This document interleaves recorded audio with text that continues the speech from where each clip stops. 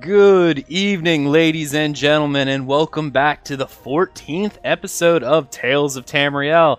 I am your Nirnroot-obsessed host, Aggelos, and with me this evening, my beautiful wife, she who swore she would only be a caster, but now wears pieces of heavy armor and is shopping for a giant warhammer.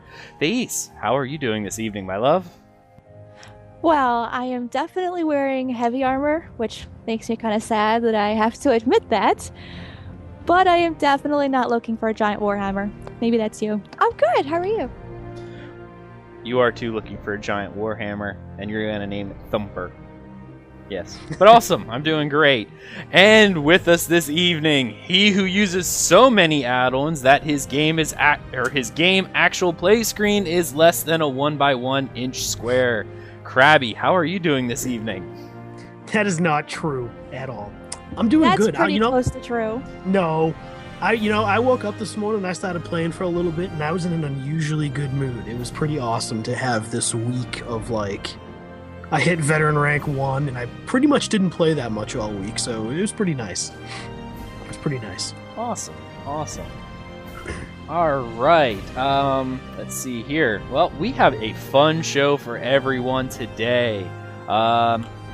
Do we want to announce our stuff right now, Krabby? Yeah. So before we start, that's right. There's no R in that. He's doing it just to get at me. I know it. We're gonna do a giveaway for a 60-day prepaid game time card. So basically, I'm gonna order it from Amazon, and whoever wins, I don't know if it's a digital code or a physical code, but either way, you will somehow get this 60-day prepaid card. The contest for this is going to be this. On the talesoftamriel.com website, when you see episode 4, we're on 14, right? We are on 14, yes. When you see episode 14 show page on the Tales of Tamriel website, click on that and write a comment below on that page, feedback. Do you hate the show? Do you like the show? Why do you like or hate it? Anything. Just, feedback on the show, the most recent episode in general. And if for some reason you don't want this, then write that you don't want the free 60 days of time. The way I'm going to choose a winner is I'm going to get everyone's names who commented, put it in a random generator, and it'll select who wins. And from that, I'm just going to need I don't know if I need your shipping information. I'll find that out next week. But next week we'll announce a winner for that. So remember, post in the show thread when it comes up during the week, feedback on the show, and you have a chance to win 60 days of game time. And that's it. Oh, excellent. Well, thank you so much, Krabby. That is awesome.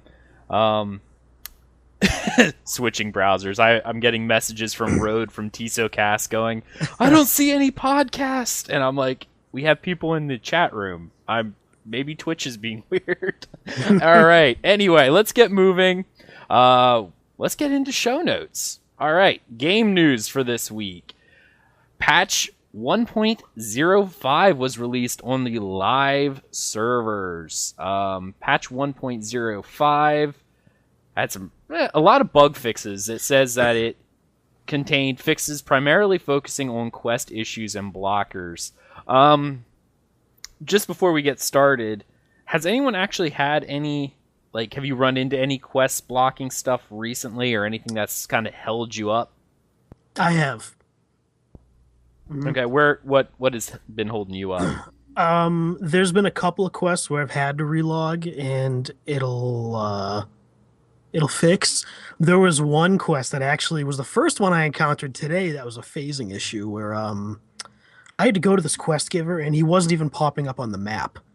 And people were like, no, go here, but you got to run in a circle over there and upside down flying underneath this area. And I'm like trying all this stuff. And I finally got it to work after trying for 20 minutes.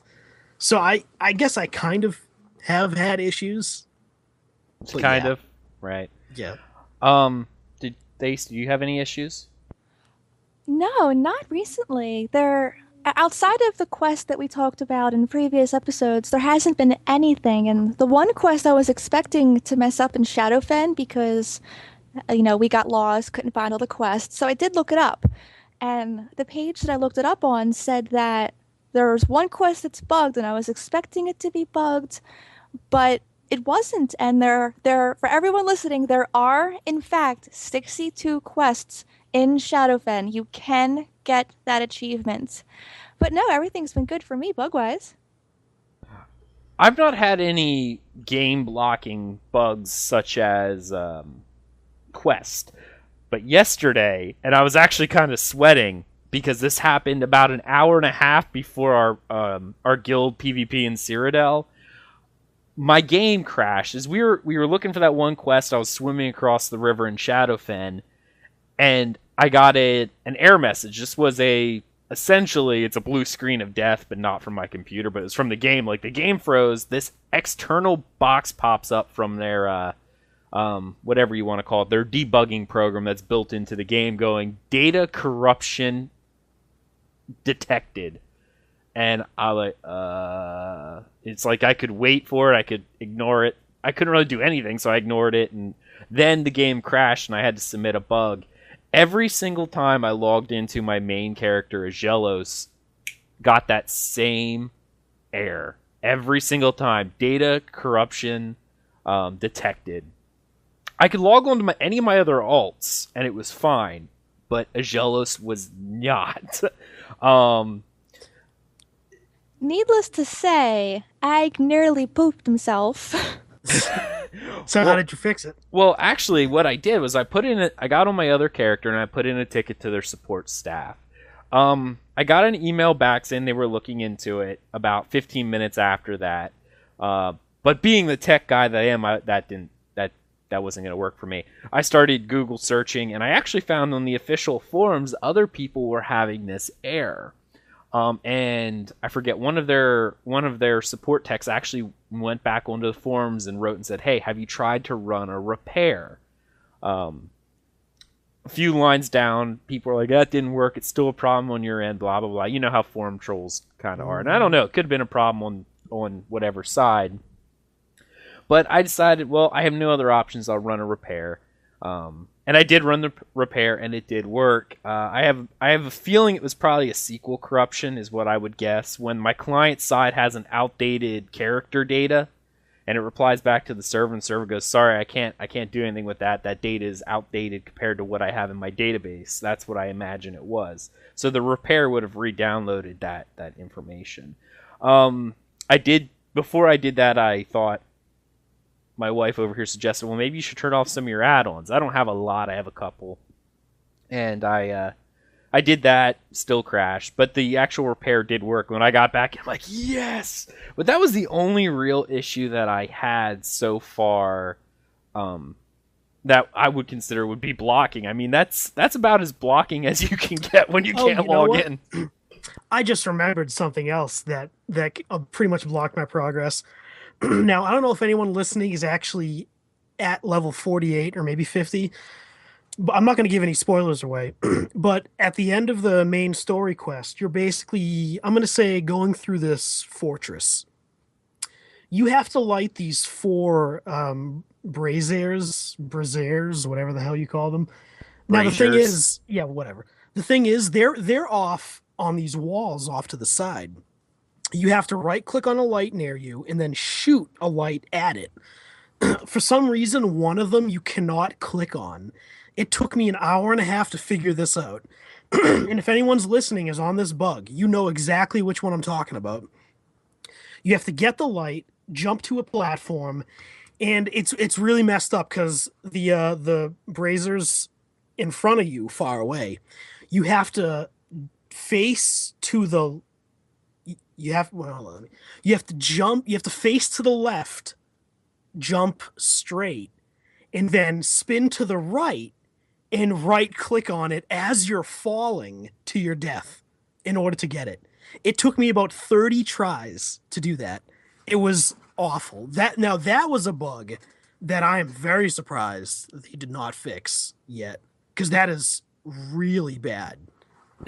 Like that is really bad. Huh. Yeah. Well, let's see. Let's move on here. All right, let's read some of these fixes and stuff for 1.05. Combat and gameplay. It's under general. They fixed an issue where curing vampirism are lycanthropy,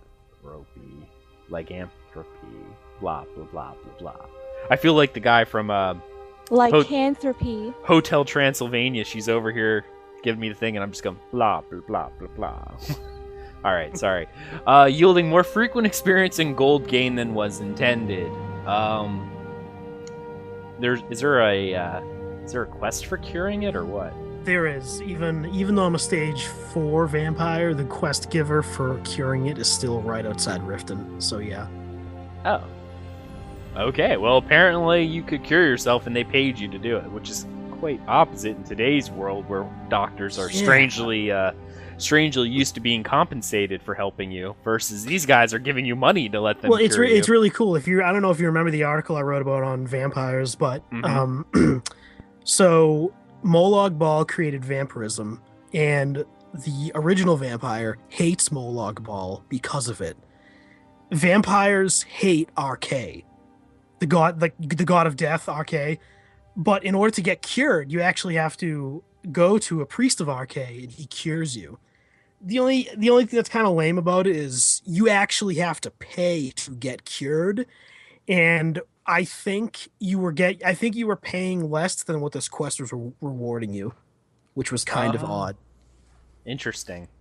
Well, it makes sense because, of course, the Nidic woman who was the first vampire would hate Molag Bal because he kind of raped her.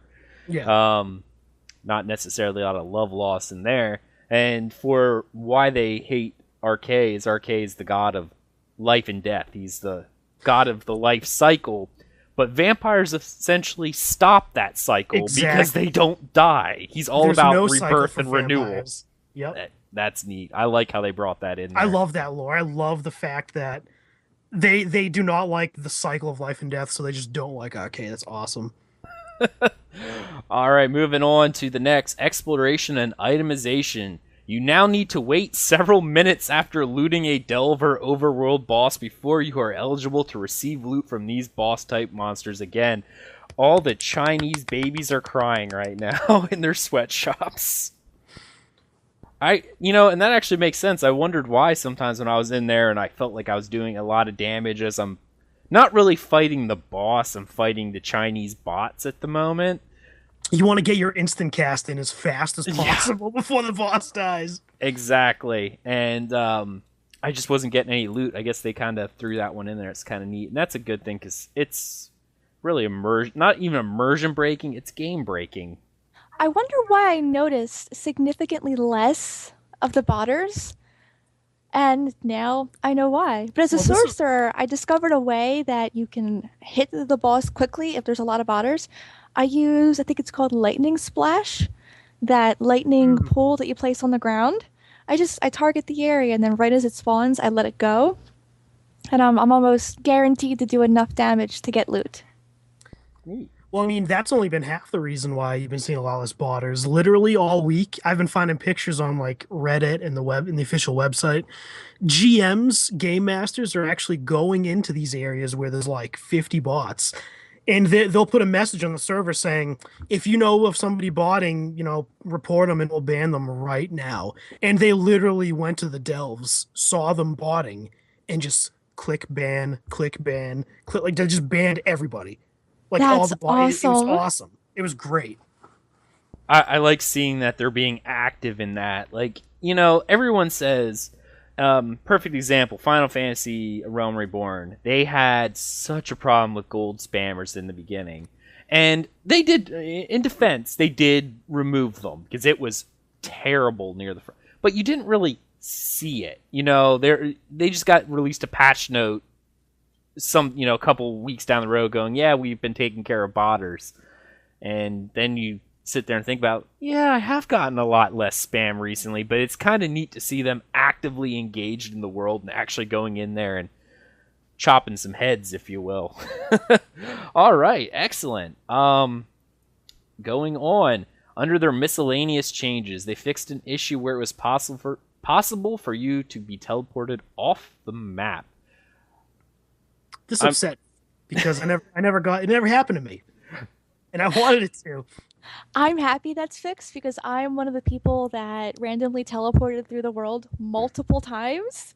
And, we'd be exploring and I would just wind up falling and everything would be white and Egg would still be fighting. I would just be lost in the world somewhere. So I'm glad this was fixed. Not that it really ever bothered me. I relog and it fixed itself. Right. I mean, you're getting into spoiler territory with this next set. Right. Okay. Well, I don't want to spoil too much, but they did fix a few of the main quest lines. The quests, I'll just give the names. Messages across Tamriel, God of Schemes, and the Weight of 3 Crowns. They made some changes there to make sure that what's necessary to advance the quest is available to you. Alright. Under the guild sections, Will of the Council, The Dangerous Past, and Circus of Cheerful Slaughter, they've updated and fixed those different quests to improve interactivity for the objects you need to use. One of the characters will always do the scripted event that they need, and fix an issue where you would not get credit for killing Aldmeri soldiers. Well, everyone should get credit for killing Aldmeri soldiers. Just anywhere. You should get a pat on the shoulder.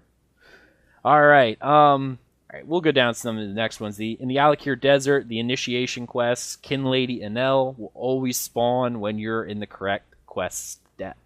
I guess that was one of those bugs they had where the person was not actually there. You were up to find this person, you'd get there and they weren't actually there. Oradon, Sever All Ties, the event with High Kin Lady Estray will no longer break if you kill her as soon as she spawns. Well, that's good. Balfoyan, Breaking the Tide, adjusted the event where you need to defend Sergeant Cian. The event will now be much more tolerant of lots of players in the location and be less confusing overall. I don't want to spoil anything from that, but I know this quest was broken in beta. Like, one of the last betas that I was doing, this was broken. I couldn't actually advance further, because I never actually got to see Stonefalls until the very last beta when they kind of threw us in there before they removed the islands. But I knew it was broken then, where she was just constantly stuck in a fighting action, and you couldn't actually kill the person and talk to her. So that was kind of interesting. Bankurai, the Heart of the Beast aspect of speed will now reliably spawn after getting struck. Cold Harbor. Do any of these look like spoilers for the final story?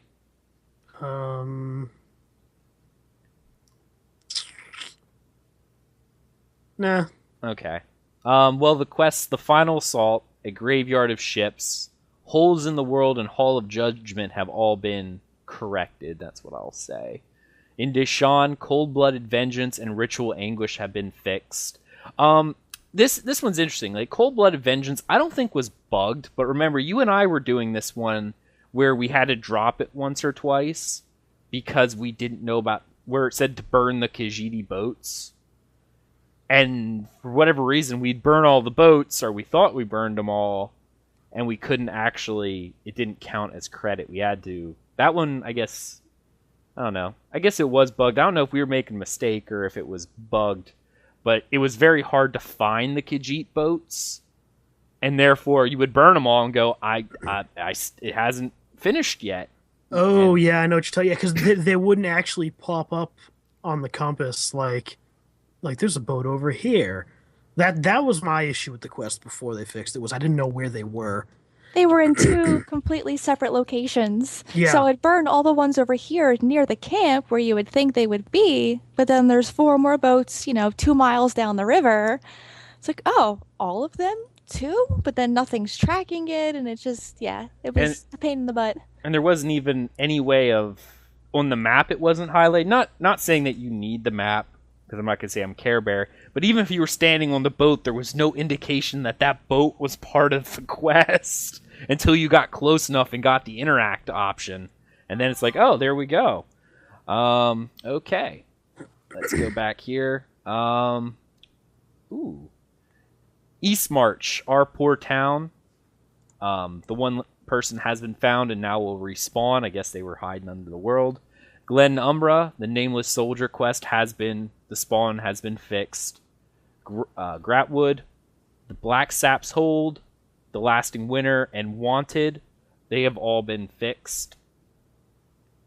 Green Shade. Now, I haven't been in here, but I heard of a lot of people complaining about Green Shade back, I guess, the first or second week when people start getting up there with the rollbacks and stuff.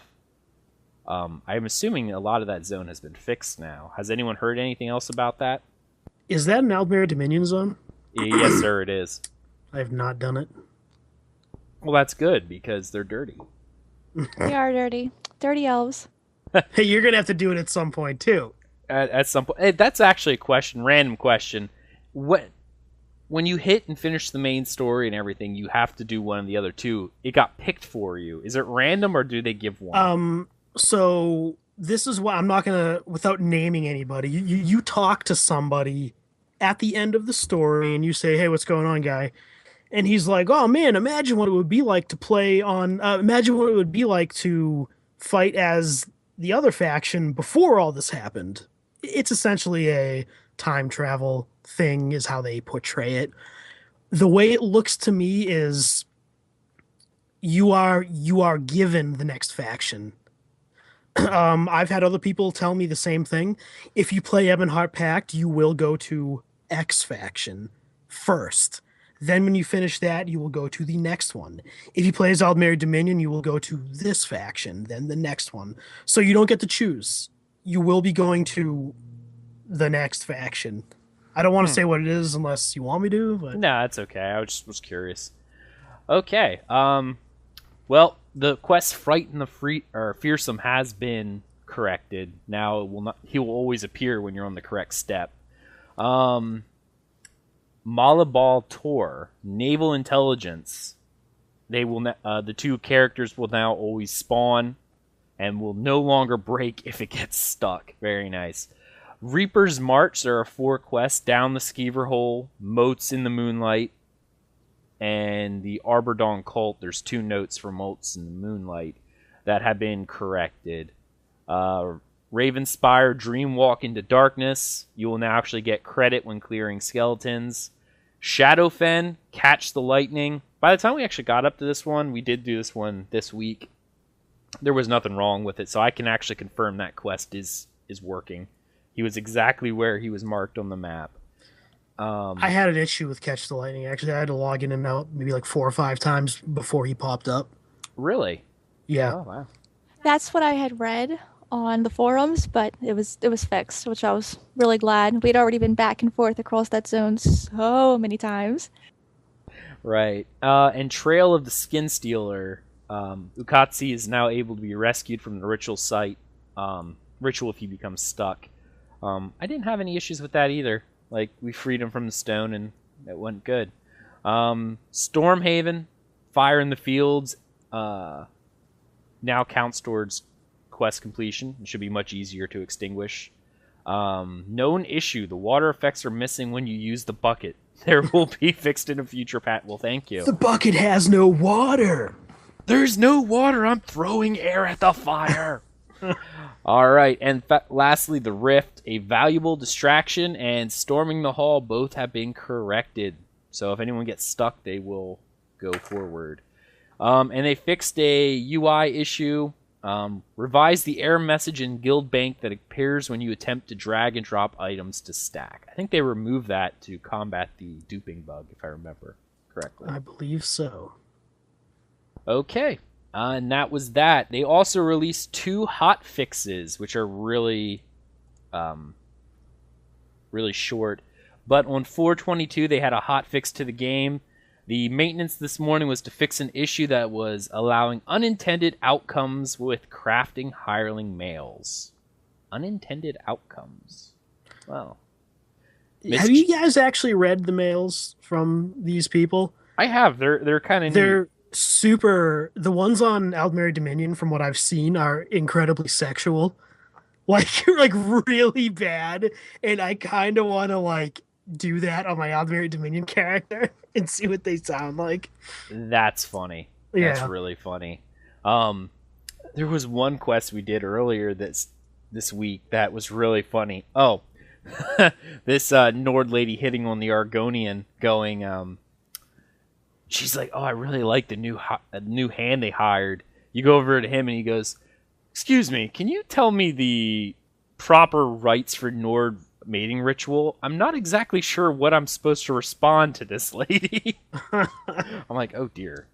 All right, and on 425 they did have another hot fix where they fixed an issue with the available skill point gain at Razik's Wheel and adjusted the available loot in Veteran Darkshade Caverns. This temporarily affects the boss loot as well. I would ask you, Krabby, how that's going, but from what I hear in Guild, the Veteran dungeons are kind of difficult, and I doubt anyone's finishing them. I don't know why you can queue for these dungeons at Veteran Rank 1, because the bosses, the trash mobs, and all the loot are Veteran Rank 5. And that is a pretty huge difference. Veteran levels are pretty important. So that's kind of odd to me. Well, it's alright. Moving on to the next section of news, the View from Craglorn. Not really news, but they released new wallpapers and avatars on the forums for their upcoming Adventure Zone. 3 new wallpapers, and I love them all. They are gorgeous wallpapers. Mine I love the is middle one. the middle one, exactly. The trees, and it's got the purple and the path. That's my favorite. I think that's the top one. But okay, I agree. They are very colorful, and I would say if my wife Thais over there was willing to change her background, she might use one of these, but that's not the case. I, however, am using currently the bottom one, the Nord looking over. What's it That's called? gotta be Windhelm. No, it's not Windhelm. No, it's Haraz or something Citadel, whatever that's supposed to be. Yes, yep. Mm-hmm. And I love it. So, fantastic. I love seeing their concept art, especially when they do this. They also added, if you are active on the forums, they have added 33 new Craglorn themed avatars that you can choose for your profile for the forums. I think I chose the Templar one because it's just the Templar symbol. I like it. I don't care. All right. This next section was really neat. I love these when they were doing them earlier on. The Creating ESO, but this time Trials. Let's see here. Faith, do you have it up for me, my dear? The Trials one? Would you be so kind as to read us what they say about the Trials? Yeah, why not? All right, then. Let's see here. Creating ESO Trials. 12-player trials are coming with Craglorn. Find out what your group will face and learn how we created a new kind of adventure for ESO. Oh, sure, you give me the hard words. The gates of Helra Citadel loom ahead of your band of 12 battle-hardened allies. Ancient Yukadan warriors, air atronachs, and even deadlier foes are prepared to repel your assault. All of your careful planning, strategizing, and mastery of combat skills will be put to the test, and once the attack starts, you have limited resurrections to use in an attempt to reach and defeat the warrior. How will your group measure up in Trials? One of the first things you'll notice about Trials is that they bring a new experience to ESO designed to test even the toughest veterans. You'll need a group of 12 to take them on, but they're not just dungeons that require a large group. We're applying additional pressure. Your team will only have a limited number of resurrections available, and additional rewards will be granted to those who defeat the weekly challenge with one of the top times across the mega server. Trials also feature the most complex and difficult encounters we've designed so far. They demand skill, adaptability, and coordination from every member of the group. We know you'll be challenged by them, but we faced some hurdles to overcome while developing them too. As we were creating the enemies and bosses you'll face and attempting to test them, it became clear that we'd need a stable, solid team of testers with high skill, much like a raiding guild, to properly assess and tune them. We asked for volunteers from our quality assurance team with a passion for difficult group content, and we got an awesome response. The group of experienced players that came together not only had great enthusiasm, but they put in tons of extra hours to hammer on the trials, mastering the encounters and giving feedback on tuning and the overall experience in the formidable battles. As testing continued, we nailed down the specific mechanics for trials, like how many resurrections groups would have available, what we call the soul reservoir, and how many players would be required. For the latter, we settled on 12 after extensive testing. We didn't want to get into a situation where we demanded too much from an organizational standpoint. The challenge should be in the encounters, not in managing everyone's schedules and struggling to find enough players. This number also means that individual performance and impact is important, and it makes the encounters easier to read with all the effects and telegraphs to consider. In trials, all 12 players have to be flexible and agile. By the time you reach the veteran rank, you'll need to be ready. You'll have access to a large number of abilities, and trials expect you to be prepared to face a number of situations. You'll need to know what skills to bring for each encounter and be able to adjust your strategy and loadout to react to boss abilities. The flexibility of our skill system allows us to create plenty of interesting situations for trial groups, and we can demand a high level of mechanical mastery. For instance, there may be encounters that require a heavy burn phase where everyone needs to contribute high damage in a short period of time. We can also force groups to deal with extreme incoming damage. In these situations, additional healing and damage reduction skills might be necessary for everyone. The skill system also allows us to play with group fragmentation, both planned and spontaneous. There are times when you'll need to coordinate to split up and accomplish 2 or more objectives at once. But there are other times when your group can be shattered unexpectedly. In these situations, every player on your team will need to be ready to react and forge ahead in the trial. And, of course, everyone will be expected to avoid telegraph damage, control enemies, and know their role thoroughly. Though you'll face powerful bosses in trials, they aren't the only serious threat. We created a special type of adversary called bannermen that your group will need to deal with.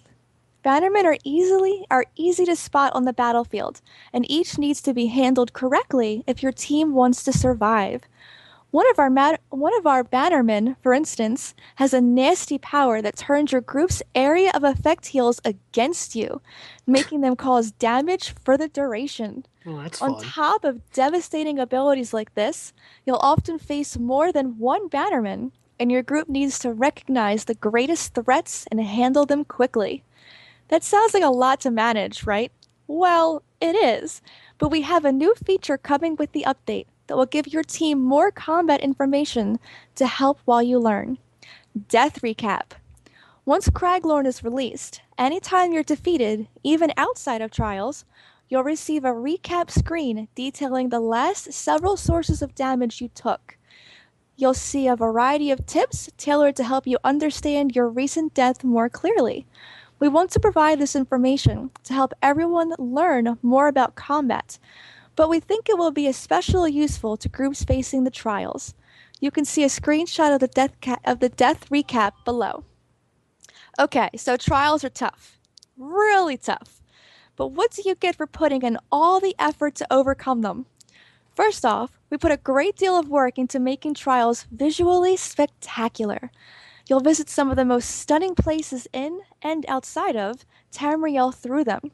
And the boss encounters are the most intense spectacles you'll see in the game. You'll see the culmination of Craglorn's story as you face the celestial mage and warrior. And of course, there's plenty of remarkable loot to be had. Something worth mentioning is that trials don't have a lockout. Your group can go in and take on trials as often as you like. but you'll still receive items throughout, even if you don't defeat all 4 bosses. You can earn the very best loot, special set pieces that only drop from the final bosses once a week, and those with the top 100 completion times during the week can earn another piece of loot from the weekly trial, selected at random from available trials. It's important to note that you won't be required to finish the trial within a time limit. You may run out of resurrections and have to start over, but your completion time only matters with regards to the leaderboard and bonus loot. The same kinds of loot you can receive once weekly for defeating the whole trial. Trials aren't meant to be 8-hour crawls. While the entire adventure zone will bring many hours of exploration, quests, and dungeon delving, you'll eventually be able to complete a single trial in about an hour to an hour and a half with an experienced group. You'll always be striving for faster completions to earn more loot, too. We want every attempt to be intense and, hopefully, exciting, even as your group improves and masters the challenges. As you can see, we've put serious effort into making trials a unique experience that adds something new to the kinds of adventures you can choose to experience in ESO. We're looking forward to seeing you take them on. Thanks for reading or listening, and come back for a new Creating ESO soon. Excuse me, everyone. I need to go get a paper towel. Because, yeah, that sounds awesome. I'm not sure how fond I am with the no lockout, but I think now hear me out. I like the fact that you can only get a set piece once a week. I like that from the last boss. Because there's no raid lockout, I think ZeniMax is a little bit like they don't care how difficult it is, because the more you can do it, the more you can learn it. So I feel like it's going to be fairly difficult. I hope. See, I enjoy the fact that there's no lockout. One of the things that drove me nuts in WoW was I would finish a raid and then I could never go back. Now, I'm the kind of player where I enjoy doing things over just because I enjoy them. And I like to help my guildies and my friends and random people I see. So having the ability to go back in means that I can help my guildies and my friends and anybody who needs help, even though I don't get loot. So I'm excited for that. Very, very excited. There's something I wanted to point out, though. Now, I don't know if we're going to talk about this later, but there was a PTS tester who posted a 20-minute long video on YouTube. And I'm not going to get into details about it, but the guy did do a dungeon or a delve or something. He did a pickup group of a 4-man content of a dungeon, I believe, in Craglorn. And he said you just couldn't do it. Like, you need to be coordinated. You need to be on, voice over IP. Like, he said it was that difficult where he doesn't think pugs are going to have an easy time doing any of the group content, which I like. I think that's good. I mean, if they stay true to that and it's actually difficult, then I'm all for it. I don't mind spending a week to learn how to kill 4 bosses. If I kill 1 boss, get a piece of loot, have to restart again, that's fine. Because there's no lockout, so why not make it difficult? I like all the time in the world to do it. Exactly. I like it for that fact, and we will be talking about that a little later. I'm actually half tempted to pull this into here. We'll do it now because I don't want to pull it into discussion. We're going to talk about other stuff, and we can always pull it back in. I'm going to start at the top here because there's some pretty interesting things. Let me look here right off the bat. I like the 12 people. We knew about this for a long time, and I know they kind of went into it. But as a person, both my wife and I led raiding guilds, and almost sometimes the hardest part about doing the encounter is getting the people. It really is. Like, there's been several times in our WoW guilds or our whatever Final Fantasy 14 when we were raiding, it wasn't so much when we had everyone. The bosses were on farm, but if one person wasn't there or 2 people weren't there and we had to bring in a pug, it didn't happen for us. You know, things that we had been farming for the past few weeks, we couldn't do.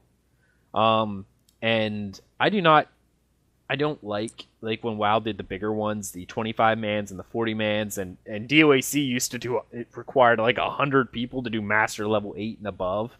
It was insane. You did those once a month if a guild was hosting it, and you just hoped you were the one when they did it. It was crazy, and I like the number. It seems like a nice solid number. I mean, this is how I feel about 12-man.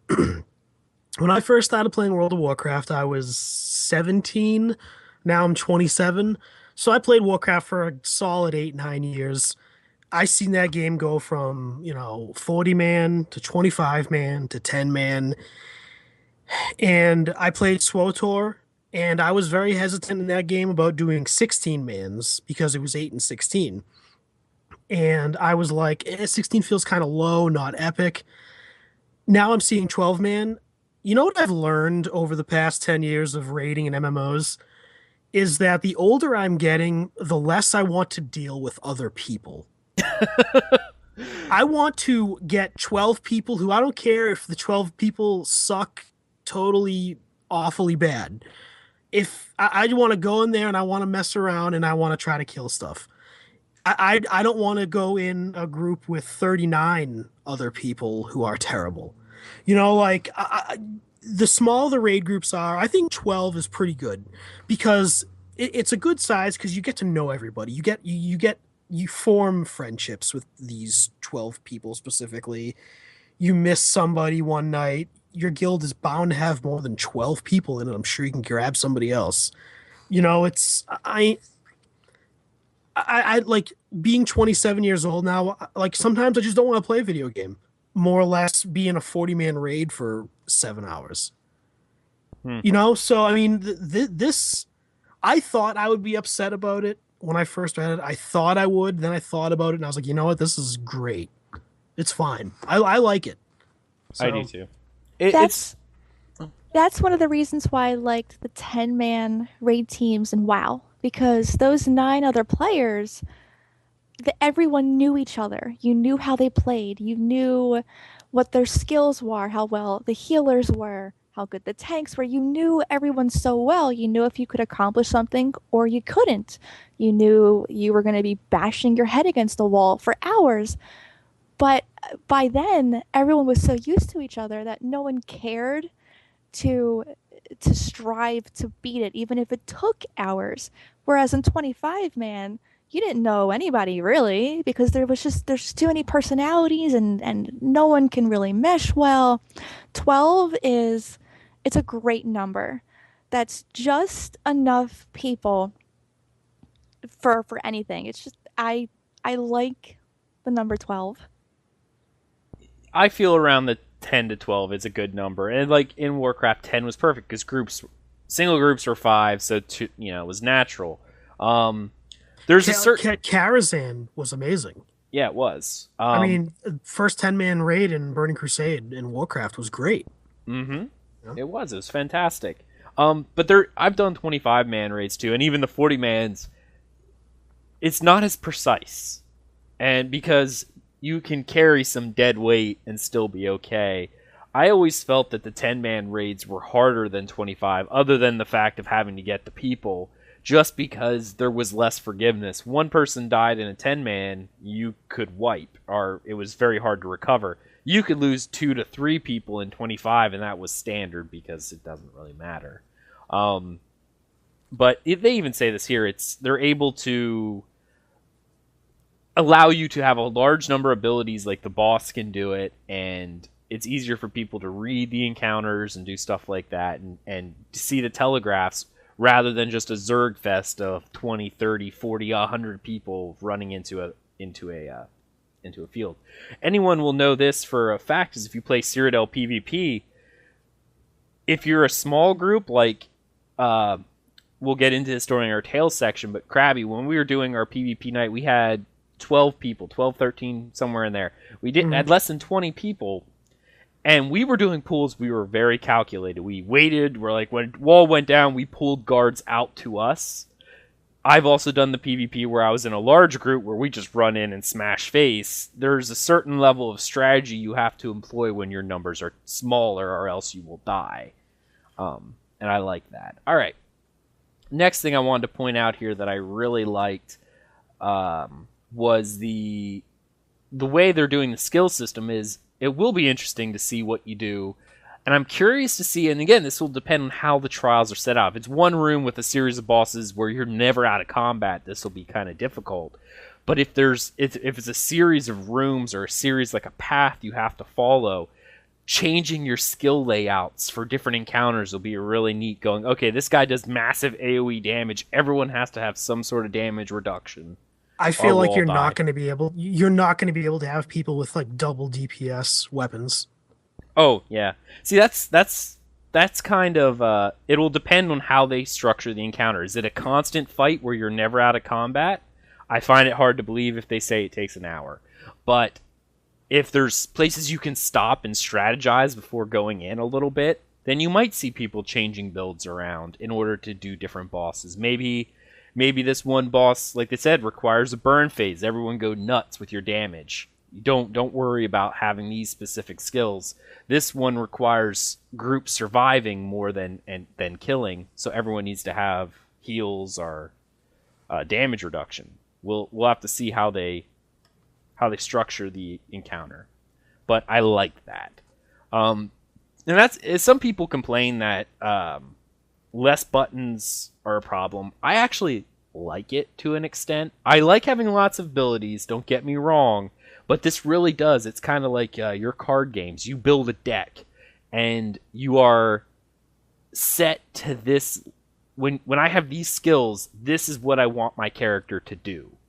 When I switch, my character can do something else. But if I could have every icon on my screen, my character could do everything at any time, no matter what. I'm unhappy with the number they chose. I think you should be able to have 2 more abilities. I agree with that. Just 2 more would be perfect for me. Having as little as there is now, it just makes me sad. Personally, I could settle for 1 more. I could go with a 6th ability and be incredibly happy, but it's one of those things where you add. Think about it. If everybody can have 1 more ability, what would change? A lot. Almost the entire game, because you gotta figure now everybody has 1 more ability that they can do X with now. So it's like. Right. But I agree though. I could do with another ability or 2. That I'm gonna say this right off the bat, and I could. You guys may or may not agree with me, but 1 more ability will just mean there will be people going, man, if I only just had 1 more ability. Yeah. You really got to put your foot down at some point and go, this is the number we chose.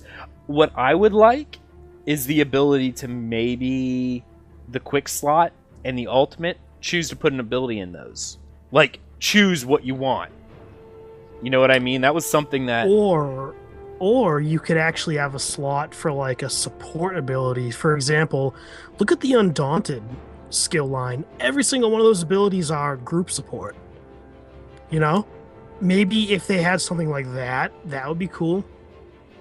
That's my issue. They need a support ability button. Like, that could be the 1 extra button. Because right now, neither one of my builds have a type of buff or a debuff. Because there's just no place for it. Mm-hmm. I have nowhere to put it with how I play my character. But if there was that support button, I'd be able to add something like that. That would be my ideal solution. Is a support ability button. That's like that. That is. I agree. 6. All right, so I'm gonna play devil's advocate, and then I'm gonna be the guy going. But if only there was an defensive ability button or a pet ability button, because you have to have your pets on. Well, you could argue. You could say that for the support ability too. If you want your character to be support, make him a support character. Well, all right. Okay. How's about this then?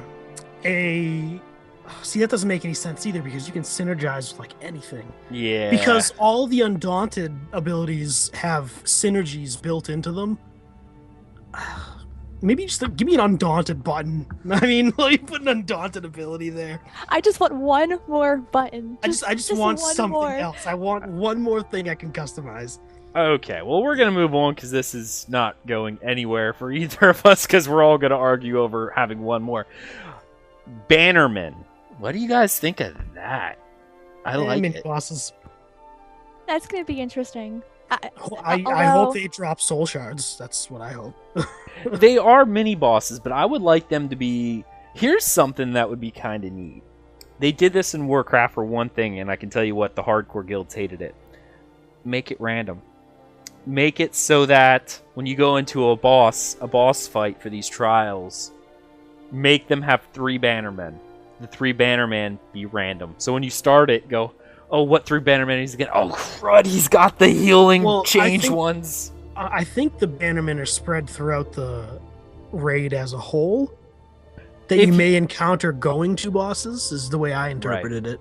You could, and it very well could be, but I think it'd be a neat way to add them to the boss fights that you have to deal with them as well.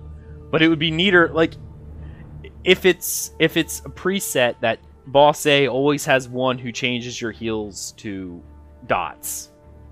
That's just a mechanic. You know what I mean? That's not something you have to adapt to. It's a mechanic. They might as well just give it to the boss. It'd be neater if the Bannerman was random, and sometimes you go in and go, okay, let's do the... Oh, it's the healing one. Oh, no, this guy just creates a shield. Okay, that's all right. You know, I think that would be a neat way to give encounters a little bit of unpredictability that people have to adapt to, because they keep saying everyone has to learn to adapt. I think that'd be a great way to do it. Next up on the list, Death Recap. Not a lot to say about it. Not really. I mean, they had this in... Almost every MOBA game has this. Guild Wars 2 added it. It was a nice thing. It'll be nice to know what killed you, because I've been... How many times have we done raids and stuff where someone dies and we go, what killed you? And they're like, I don't know, Open up recount, scroll down, look, same crap. Yeah, no, now we'll be able to see what killed you, and it'll help you better yourself as a player. I can't wait for the bugs from this, though. Because you know people are going to post a picture and be like, oh, you got killed by this, and it did 0 damage to you, or like weird stuff like that. It's going to be funny. Like that's what I'm looking forward to. Well, Death Recap. Base, you have anything to say about Death Recap? This makes me so happy because I'm always curious how I die, especially when I get one-shotted by something or it looks like I nearly got one-shotted. It's just my character just, boom, falls over and I'm sitting there going, all right, so what hit me? Right. I definitely like it. It's a good... Anything like this that can make players be better is awesome. Chat room, why don't you tell us what you think about it too? Alright, let's move on from this one. The last thing I want to talk about from this trials section, loot lockouts. We did kind of talk about this a little bit. I like that there's no raid lockouts, but there's loot lockouts, so we can go help people. I don't want them to not have loot lockouts because that makes people not want to do the content, or people farming the content in a week. Like the top professional players in the world, like WoW's Blood Legion. If they were allowed to go in and kill bosses over and over and over again to get loot, they would have the entire thing done in like a week. And then they would stop playing. You know what I mean? So loot lockouts are good, but one of the things that I always hate about lockout timers in and of themselves was I wouldn't have things to do. I would log in, do my raid week, which I love doing, but by the end of the week, what do I have to do? Because I can't go in and do the raid content that I like. Doing the dungeon content, if I'm already max level veteran rank, there's no use other than maybe getting some gear, or not gear, but materials and money to do dungeons. You're not actually advancing your character. There becomes a point in the game where there's only one way to advance your character, however you want to do it. Hopefully Elder Scrolls is different, but it really does. You get to a point where you're already highest level, you're not leveling anymore. You'll eventually find all the skill shards and you get all the skill points. How do you advance your character next? And that would be through loot. The only way they can truly justify having no loot lockout is if these trials are hard. They have to be hard. Right. That's it. There's no two ways about it. If they're easy, then people are going to be geared up instantly. I would tell you right now, if these bosses are easy within the first 3 days, people will have full sets of complete gear. Right. And then they're going to go, so when's the next adventure zone? Right. Yeah, it needs to take a while. If it's not difficult that even the best people take a few weeks, maybe even a month to down it, it's too easy. I agree with that. I do want to say one thing right here. I was on the official forums earlier this week, and I was looking. Somebody was writing that they felt gutted as a player because, oh look, they're adding a gear treadmill kind of stuff, and I thought there was a way that crafters were able to make the best gear in the game. I gotta say this to this person: they still can. Any gear you can make from crafting will be of equal level, equal strength, equal damage to gear you get out of Craglorn. The difference is, they never said there would not be unique set bonuses. This is what the person was complaining about, was the unique set bonuses that come from these trials. They never said that they wouldn't do that. They actually said there would be set bonuses you could only get from playing the game. Look at jewelry, for instance. You can get set bonuses for jewelry, but you can't make jewelry. They did say that crafting would have their set bonuses that you could make, and that PvE, PvP would offer set bonuses that you could only get from doing that.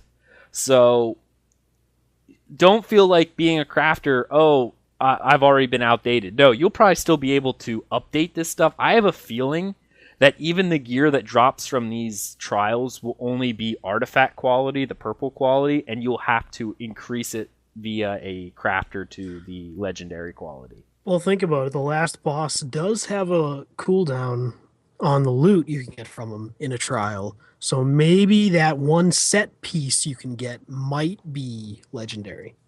Well, even so, you could still make, say it's a chest plate. You could still make a chest plate that is of equal, gives you the same armor rating, same stats. You're still gonna need the gear to get there. You know? Oh, I'm not even talking about gear to get there. People were saying that Zenimax said that crafters would be able to make the best gear in the game. And people were seeing the loot drops from trials as being, I'll be able to make item level 100 gear, but this will drop item level 110, so I won't be able to make stuff as good as this. That is not the case. You will not be able to make stuff with this particular set bonus, but you'll be able to make an equivalent piece that is stat for stat identical, except for the set bonuses. And they did say this would happen, and that's what I wanted to point out. I wrote it on the forum post as well, but I felt like just mentioning it here that the loot that they drop will have unique set bonuses, but you'll still be able to craft gear that is of equivalent level and stats. Okay. Does anyone else have anything to say concerning creating ESO trials? I don't know how you can even. I don't even know how you can look at the forums. The forums are such a mess. I'm not talking about the content on the forums. I'm talking about the layout. God, they need to fix that so bad. It is interesting to navigate, and I really wish they just had a section where they would separate the forums out by language. Yeah, I know. I hate seeing 5 different things like patch notes English, patch notes Spanish, patch notes French. It's like, can't I just click a form setting saying I want my default to be English and only see the English forms? Yeah, it's bizarre. Okay, you hear that, ZeniMax webmaster? Whoever's in charge of that website, get to doing Whoever that. the intern is over there that made those forms, yeah, you gotta fix this. Yeah, just offer me a language thing first off, and that would make it. If they offered the language thing, that would make it like 100 times better right off the bat. Just separate the languages out, and then add a general discussion forum, and we're good to go. Actually, you know what? I'm fine with them not adding general discussion forums, because we all know from being on any general discussion forums, they're just a haven. All right, go to the new player forum and tell me you don't see that exact thing going on. That's what it is. You know, whatever. I'm done. The forums are great. All right, moving on to the next piece of news. Limited edition lithograph of Molag Ball. They're only making 300 of these. Did you guys see these? I want one. I'm actually surprised Ag didn't buy one yet, or did you? I did not. I already I- bought the books, and I don't really like Molag Ball, so.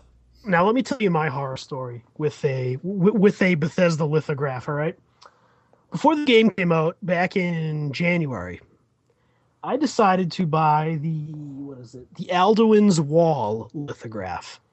That picture is a 37 by 10.5 inch lithograph.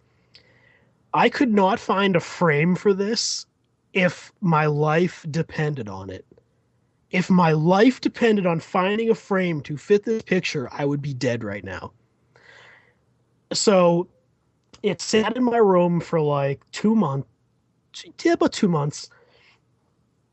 Me and my father go to Home Depot down the street, and I'm looking at ceiling tiles for my room or whatever, and I see a picture frame. I'm sorry, I see a mirror, and the mirror is like 40 inches by 12 inches, and I was like, Dad, do you think we can turn that into a picture frame? He's like, oh yeah, let's give it a shot. I had to buy a mirror, and we had to destroy this mirror and cut this thing in pieces in order to make a frame for this lithograph. It was the most absurd thing I've ever had to do, ever. If I'm gonna look at this, if this isn't an awkward size, what is it? 18 by 24. Maybe. That's like a standard size, I feel like, 18 by 24.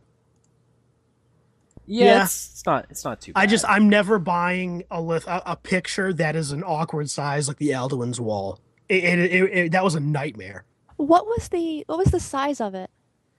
10.5 inches by, I think, 36.5, 37. Oh, that is awkward. It's very weird. We had to cut up a mirror to do it, and we had to use a glue gun to get the mirror shards out of it. So half the frame is like melted. I gotta take a picture of this one day and put it on Twitter. It was the most absurd thing ever. I'm just surprised you couldn't find a custom frame online. All right, so there's a craft store called Michael's. I went to Michael's, I love and Michael's. yeah, I went there, and they have a framing department, and I was like, oh, sweet. So I was like, I didn't bring the picture with me, so I didn't know how it worked. And the lady was like, oh, so you want to, I gave her the dimensions. She was like, what do you want to use for framing? And I was like, I just want the cheapest black, whatever frame, don't care, just cheap. And she goes, all right, this is the cheapest we have, and it's black, and it'll fit your picture, and we just have to cut it up and cut the glass and everything. I was like, all right, how much is it going to cost? $150. I was like, excuse me? She was like, oh yeah, we do museum quality framing here. And I was like, I don't need a museum quality frame for a lithograph for a video game. I left. I spent $7 on a mirror at Home Depot to make a frame. I wasn't spending $150 on a actual frame, so forget that. That frame better have been able to sing to me. Yeah. All day, every day. $150 for a 10.5 by 37-inch frame. If Bethesda offered to frame it for you for $50, I would do that in a heartbeat. Oh man. I'm still aggravated. Like, I have it on my wall. Every time I look at it, I just get aggravated. All right, well, barring the fact that if Bethesda ever opens up a Home Depot branch, let's move on to the next subject, shall we? All right, the Elder Scrolls discussion topic for this week. In light of the 1.1 patch notes, I kind of wanted to go over them as a group, and I just wanted us to kind of talk about the patch notes and what we think Craglorn is going to be. I know this is, for our listeners, we're doing a lot on Craglorn, but this is the next big update, and it's exciting for a lot of us. A little bit of a shout out to ESOTR, Elder Scrolls Off the Record, for posting these immediately, because this is where I saw them, and we're going to have their page up on the YouTube video, so you can see it. Nice. All right, I'm going to go ahead and read the overview here real quick. Welcome to the Elder Scrolls Online version 1.1. This version contains our first major content update, the Adventure Zone Craglorn, as well as other fixes and refinements. You'll need allies to take on these new challenges. Thais, we're screwed. We need friends. Anyway, All friends of Aggelos, Thais, and Krabby, please apply at talesoftamriel.com. Okay, Craglorn's quest and exploration are designed for groups of 4 veteran rank 10 plus characters. We're going to hold on to that for just a moment. We've also added our first trials in Craglorn, 12-player adventures meant to test even the strongest heroes. In trials, your team will have a limited number of resurrections to use as you attempt to reach the final boss. If you finish the trial quickly, you might earn a place on the leaderboards and receive extra rewards. Alongside the new content, we're deploying tons of bug fixes and improvements to make your adventures in Tamriel even better. You'll see fixes for quest, skill line abilities, updates to systems, and quest in Cyrodiil, including bonuses for outnumbered alliances. That's pretty awesome. And much more. We look forward to your feedback and bug reports, so get in, group up, and enjoy Craglorn and the rest of the update. Groups requiring 4 veteran rank 10. So, what do you guys think? I think it's going to be a while. That's what I think. Excuse me. Before we actually get in there.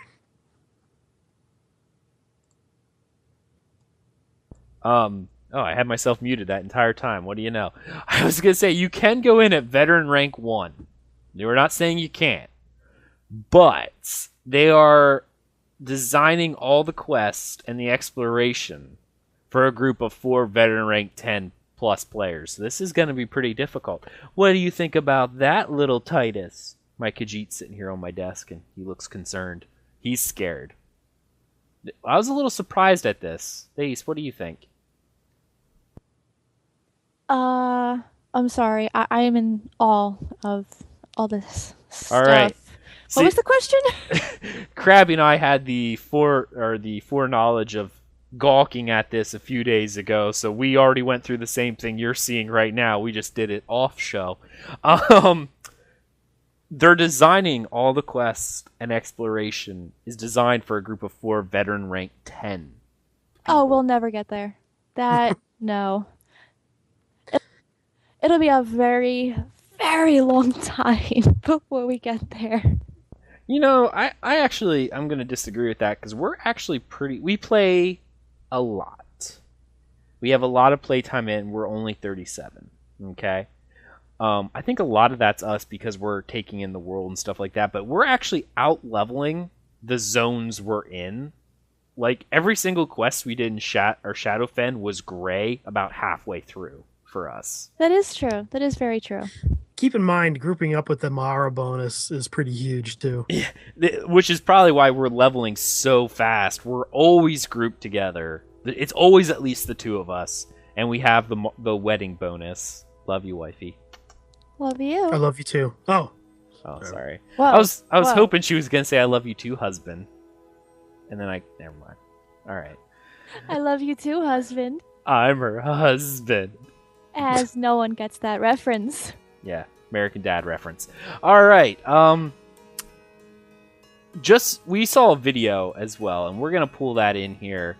Do you know who it was, Krabby? I want to give them credit. Give me a couple minutes, okay, and I can get it. We're gonna give credit to the person doing the video, but they did a 22 minute long preview of Craglorn, and it was pretty neat. He was saying how it is difficult. We did see him solo taking on a group of 4 mobs, and he even said it was difficult for him. Sometimes he lived, sometimes he died. Now, he was given gear and stuff like that, and when he started, it was just really difficult. And it was just, he picked his fights, and it was tough. So, judging, now, neither one of us are veteran ranked yet, but from the people I'm hearing on the veteran ranks, it's difficult to level. It takes a long time. Krabby can attest to this, I think. So I found the video. It is Aaron Ziegler on YouTube. I will throw a link in chat. Whoops, I'm opening everything but the chat window. No. There we go. Okay. Yeah. Yeah, it is, oh good, I just closed it. Sweet. Alright, we got it. Alright, so yeah, If anyone's interested in seeing a little bit of Craglorn without actually getting onto the PTS, you can do that there. I was just surprised. I would have thought that the questing and stuff would have been designed for closer to a lower veteran rank. But maybe I'm surprised too. Maybe they're thinking that a lot of people are going to hit veteran rank 10 before this comes out. I know there's a lot of veteran rank people, but even in our guild, I think who's the highest veteran rank person we have? 3 or 4 maybe? Maybe. I mean 6. Is it 6? Really? But I mean, think about it though. In Craglorn, you are leveling from 10 to 12. Oh yeah. I was just surprised. To anyone who's going to be a fresh 50 or a low veteran rank, please be prepared for some hard stuff and don't cry for a nerf. Yeah, they designed this for level 10s. They're gonna cut your butt off and hand it to you. If you go in there as a veteran rank 1, that's what's gonna happen. I'm telling you right now, I hit veteran rank 1 last week and I was questing in the veteran rank 1 area, and my goodness, it is not forgiving. You need to block and dodge. Right. Well, welcome to blocking and dodging as a DPS. I honestly think the way they're designing this, they're going to have people jumping into this because this is how all the content locusts do it. They're going to jump in the second they hit 50. But I think the way that they're designing this, they want you to go through the 50 plus and 50 plus plus, because by the time you finish those two, you should be veteran rank 8 or 9, I think it is, or maybe even 10 by the time you finish the last Alliance's story quest for the 50 plus plus. That's how they designed it that way. Or you could run dungeons and stuff like that, but I think that's what they're doing. They're making it so that after you've done the questing, you have something else to go into. So the people who are going to jump in and try to skip the 50 plus, 50 plus plus, I think they're going to run into a brick wall. And I hope they do, because I don't want them to nerf anything. I would probably, judging by how I've perceived veteran rank questing and leveling and how the difficulty it is, I would probably feel comfortable going into Craglorn at veteran rank 8. Probably. I could see that. Yeah. Depending. With a group of 4 veteran rank 8s, I might go, but maybe if you had a 10 in there. Alright. Let's move on real quick. This is something that I agree with that they're doing. Because Craglorn is intended for veteran rank characters, we're providing character templates to PTS testers. To use the template, select it from drop-down menu in the top left of the character creation screen, and then create a new character normally. You'll log in, you'll be placed in the one town at level 50 with appropriate veteran rank skill points to spend and starting gear. Hold on one sec. Okay. I need to cut you off because this is awesome. Is this the first patch for Elder Scrolls Online? The first big one, yes. That wasn't bug fixes. That is on the PC. Okay. Did you play Star Wars: The Old Republic? No, sir, I did not. Oh my gosh, no. They had their first big raid patch.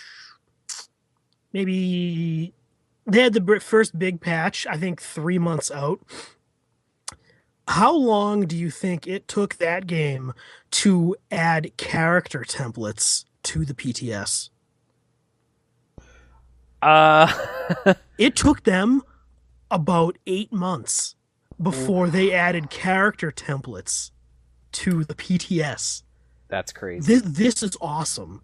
You know, this is a huge deal. It's great because people can test it properly. Mm-hmm. It's great. This is one thing that I was saying that one of the reviews that was done. This was done by Shoddycast. Kyle did this. The good, the bad, and the buggy. It wasn't an overall. I think he gave the ESO a 7 out of 10. Now, he rated it in 2 different ways. He rated it as an MMO. As an MMO, not taking in Elder Scrolls, it was an 8 out of 10. Like, that's what he rated it. He said there's some bugs, there's some missing stuff we'd like to see. Now, as a single-player test game, he only rated it as a 6. And I could see that coming from if you only played single-player test games, it is a little jarring, and they had to make concessions for MMOs. So if this was presented to me as a single-player game, needless to say, he said that he didn't feel the launch was successful in the fact that after a few days of launch, when people started getting up into the higher level areas, specifically, what was that zone I was talking about in the patch notes? Green Shade or something like that? Green Shade. how they were having bugs that were happening where it was causing the entire zone to crash and people were getting rollbacks. And he did point out, and this was actually a really good thing that he pointed out, he's like, it was all Zos's fault. And I agree, because they didn't allow for adequate testing. The major, like the big patches that came in that would allow them to test, or like the big beta weekends, everyone had to start a new character. Almost every single time except for the last couple. And most people, by the time the last couple were here, had already played the starting zone so many times they didn't feel like leveling more. I mean, I know Thais said something about that, and even she was that way. By the last couple betas, she just didn't want to log on because she'd already done it a bunch of times. We just wanted the real game. But they didn't provide character templates for people to go in and test. No one would have known that green shade was going to cause problems when there was a lot of people in it until it happened. And that soured a lot of people's feelings for the game because it wasn't properly tested. I always think that people need to have templates. If you want something tested, you need to have people out there to, work on it. And a couple people doesn't count.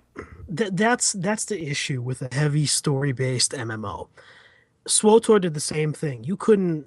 I mean, I was in the private test server for SWTOR, so I got to a pretty high level, but for public testing, they didn't allow that either. I can see why they don't, because they don't want to give away the entire story right away. People will spoil it, blah, blah, blah. It's something that is very difficult. I personally think it's difficult to test high-end content before the game is actually out because of the story. You're right. A game like WildStar, which is all about raiding and PvE stuff, I think they can do that fine. But a game like this or SWTOR, I think it'd be a little bit more difficult. I do agree. That was definitely one of those you darned if you do, if you darned if you don't kind of thing. Because, like you said, people might have just played through the story and went, okay, it's not for me. And they didn't even buy the game, so they lose out on that revenue. Not saying that they're, not gold buying, but money hungry or in any which way. But it is. They don't want people to ruin the story of things they've proven. But it at the same time, it's not adequately tested at the same point. So I don't envy their decision, because that probably was a hard decision going, do we allow people to make max level characters and finish the game just to test it, or do we limit so people have something to do when the game comes out? Because I know even my wife over here wouldn't have wanted to play, like if she'd already beaten the story, a lot of people would be like, yeah, okay, I don't really want to play it now, I've already done it, why play it again? So but for this, it's definitely good, and they're moving in the right direction, allowing us not to have to make a PTS character and level it up. Let us do pre-mades, that's perfect, because then you can really tweak your character exactly perfect and go in there, and they can test it on people who can make the perfect build, so to speak. So that way, when the average Joe Smo who has his points everywhere comes in and gets his bum handed to him and then complains that, oh, the content's too hard, they can go, well, not if you're spec correctly and you know how to play your characters. Because these people were given a perfect character, and it was hard, but they beat it. You're sitting over here and spend every single point in crafting professions. You have no passives, no nothing, and wonder why you can't beat it, and you're saying it needs nerfs. No. All right. Moving on, Craglorn Adventure Zone designed for veteran rank characters to explore, locate between Cyrodiil and Skyrim. First off, I don't know why they said that, because technically it's located between Cyrodiil and Hammerfell, but okay. It might be, because it might be just under Skyrim, because we only have like a third of Skyrim in the game. Yeah. Right, but even from the map, it looks it borders Hammerfell too. Yeah, it does. All right. A new quest made available in Mournhold, Wayrest, and Elden Root will lead you to the zone. All right, cool. Trials. I'm gonna read all these trials first, and then we'll go over them. Helroth Citadel and the Etherean Archive are open. Groups of 12 players can take on these difficult challenges to earn new loot and a place on the leaderboards. You can use the group finder tool to locate groups for your trial. You probably aren't going to want to do that. But be warned, you'll need excellent. They said it right here. You'll need excellent coordination and skills to take on the trials. Groups begin a trial with 60 soul reservoirs. This counter decreases when a group member resurrects and a soul is consumed. The trial fails if no soul reservoirs remain and no group members are left in the trial. You can view this to the right of your ultimate ability, and it only appears when you are in progress in a trial. You can control this in the settings the same way you can control the action bar. Trial quests give special rewards the first time that you can complete them each week. When entering a trial via other means, or means other than the door, you'll be sent to a way shrine. This includes logging out and logging back in. This will not affect players in the trial staging area. Combat with any monster in the trial will block resurrection for group members until combat ends. Okay. Krabby, trials. What do you think? Krabby when BRB. So I will answer. Oh. I really like the idea of the soul reservoirs. Now, I don't know how I feel about there being 60. So that means you can die 60 times? Got some feedback. That is 60 times for your entire group. 12 people, 5 wipes, that's all 60. I figured that. I didn't think it was individual. But that just seems like so many, you know? Now, unless entire groups are dying all the time, but maybe for the first couple tries that would make sense. And it just seems like a lot, but I won't be able to accurately judge how many it really is until I'm in there and dying frequently. You think 60 is a lot? I do. I feel like it's a lot, but again, I've never done it. I don't know how easy it is to die, so can't accurately judge what exactly it is. If it's as difficult as they make it sound like it is, I think 60 sounds like too little. I feel like you're going to be restarting a lot. Mm-hmm. I actually agree with Krabby on this. This is being optimistic if they make it as difficult as they claim it's going to be. Right. Well, I'm just going to say this. Starting with the fact they said that after you have it kind of on farm status, for the non-MMO people out there, I'm going to explain, because I don't want to use a term no one knows. Farm status is in an MMO when you do a fight so often that there's no challenge anymore. You're just doing it over and over again for loot. You go in for the pieces of loot. There's really no chance for you to die. Everyone has downed it. You're just in there for the loot. That's what they mean by farm versus progression status. They said once it's on farm status that your group's in there and everyone has downed it and everyone can do it, it'll take you an hour to an hour and a half. That's a fairly long time. It's not a 4-man dungeon because, we ran through, what was it? What was the City of Ash? We did City of Ash in about 30 minutes as a 4-man dungeon. First time for us in there, and we were listening to the story. It's fairly quick. Now, if you were rushing through it, like we had it on farm stats, I bet you could get it down to 15 to 20. That's a long time, I feel, for 60 resurrections. Like, that's a lot of time, especially when it's on progression, when you're still trying to learn it. That hour is going to be 3 hours of trying to, okay, now this boss does this. We need to make sure everyone does what X, Y, and Z to go past it. That's a lot of wipes. And like I said, anytime someone member resurrects, a soul is consumed, 60 equates to 5 wipes of your entire group. And how many times in any game we are re-rated have we had to call a complete wipe because too many people die? All the healers die, we have no extra healers. Even if there's only 2 healers or 3 healers, 1 healer per group, if you do the 3 tanks, 3 heals, 6 DPS, which would be the standard group format thrown in together, 3 people die, the 3 healers, no one else has heals, you have to call a wipe. And right there, that's 12 right off the bat. That's a lot. I think in Garrosh, before I beat Garrosh, I had 93 wipes before I was able to beat him. Was that on normal? Yes. But even so, 93 wipes. That's I don't feel like doing the math. That's a lot of having to restart. Imagine having to redo the entire Siege of Orgrimmar raid anytime you wiped 5 times as a group. Wow, that would have been frustrating. Like, really frustrating. Oh. No, I'm not saying that these No. will be as long. They're not going to be as long, but that's the case. You defeat 3 mini-bosses and you got up to Garrosh. You wiped on him 5 times, and you'd have to redo the 3 mini-bosses again. That's what's going to happen. Well, yeah. And I imagine only the special loot, the named unique loot, is going to have a raid lockout. I'm sure you'll still be able to get the random blues and greens and stuff like that and through doing these. It looks like they're going to offer weekly quests, which are kind of neat. Will allow people, give people an incentive to go back in and do it again. What do you guys think about that? I like it.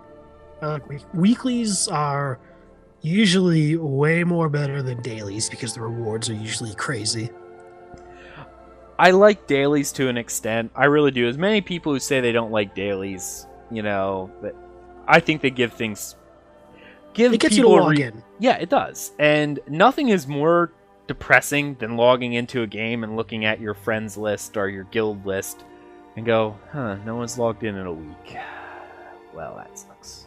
You want, even if the people are only logged into your dailies, you go, oh, hey, Krabby, how are you? I haven't said, what are you doing? You want to do something? No? You busy? Okay, well, tomorrow. You still get to see the people. You still maintain that relationship. I like dailies until I'm actually doing the daily. So because there's like 20 dailies. Yeah, but you have you play now. You need to know though. Mists of Pandaria is the worst Warcraft expansion for dailies. You know that. I do, which is why. I mean, it wasn't as bad in previous expansions of Warcraft, but playing Mists and hearing the word dailies makes you want to throw up all over the floor. It does. It makes you cry on the inside. But I think I can stomach a few dailies in ESO. Especially if it's group content, because group content is always more exciting and easier to do. Well, I don't want to say easier to do, but it's usually more fun when you get other people. Sure. So I wouldn't mind doing it. I would rather group with you guys than do it by myself. I would like all the dailies to be like require you to have a 4-man, not even require you, because eventually you might be able to, but if the entire dungeon or zone is designed around 4-man groups, make it so that when you log in you go, hey, is anyone running daily groups? Because I would like to go. They keep saying they want this game to be social, and they're doing it, and it's kind of hard because you're dealing with single player people who like the single player game, so you have a weird mindset of people who want to be alone and yet they want the game to be super social. And they're doing a good job with that in terms of the guild store. I still like it because it makes people go out and find people who can craft for you. No one buys my stuff. I like how there's no auction house too. The guild stores is a great idea. It really is. But there was a social system. They don't want you can go and deal with a nameless, faceless interface. They want you to be able to deal with a couple, but they even said, we want you to hawk your wares. I mean, standing out there going, selling this! Who wants to do this? I'm a crafter who's mastered everything. You should come to me. They want to see that. And I like it. I like it a lot. A lot of new people to the MMO genre probably go, that's so, not cool, because they like the whole get in, get out kind of feel. But MMOs back in the day used to be that way. There was no auction house. Ultima Online, there was no auction house. You went into a city and you'd see people standing out there going, I want to sell this, this, or this. That's how you got your stuff. So we'll leave that. I like weekly quests. I don't mind dailies. I'd like them to be kind of together. All right. Trial leaderboards. Trials will trigger a timer that will end when the trial can no longer continue or is complete. This timer is used for leaderboard scoring. Leaderboards are updated periodically, approximately every 5 minutes, so they may not be 100% current when viewed. You can see your best times for all trials via trial leaderboards. You can see the trial leader at the top 100 times for each trial and the current trial of the week. I'm kind of curious what they mean by trial of the week. Friends and guild members will be notified via notification window when you improve your best time in a trial. And that's kind of neat. I like that. What do you guys feel about trial leaderboards? Krabby, why don't you go first? I like them. I think it's a very not MMO-y thing to do. It's like it's. I mean, I know what Guild Wars 2 has leaderboards, right? It does. Or no. And actually, So hold on a second. I don't mean to interrupt you, but I just noticed as I scroll down, they explain what a trial of the week is. okay, well, on the topic of just leaderboards, I think they're great.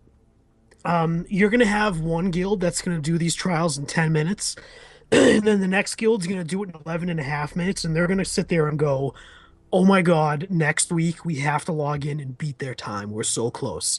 And that's the thing. There's gonna be more than 100 guilds who are gonna want to keep climbing over each other. So it's gonna be that excitement of seeing who gets to be in the top, whatever, like I think leaderboards are great. I do it in PvP already. Every time I'm in there, after my session, I look at it and go, before I start PvP, I go to the Emperor leaderboard and go, okay, where am I in place? And then I get depressed because I see how big that number is, and then I do my PvP, and at the end I go, okay, now how far did I advance up the board? And I like that. I really do. Even though I'm not jumping huge leaps and bounds, I like it. Thais, what do you feel?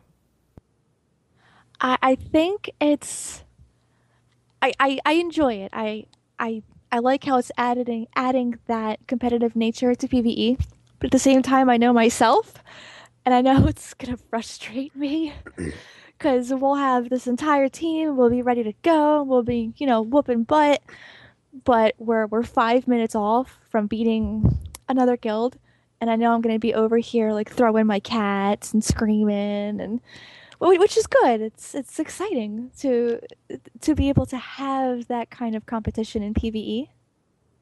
Right. It is definitely nice. I mean, people want it. Look at WoW Progress. Because WoW didn't offer it in the game itself. People went out and made websites about it.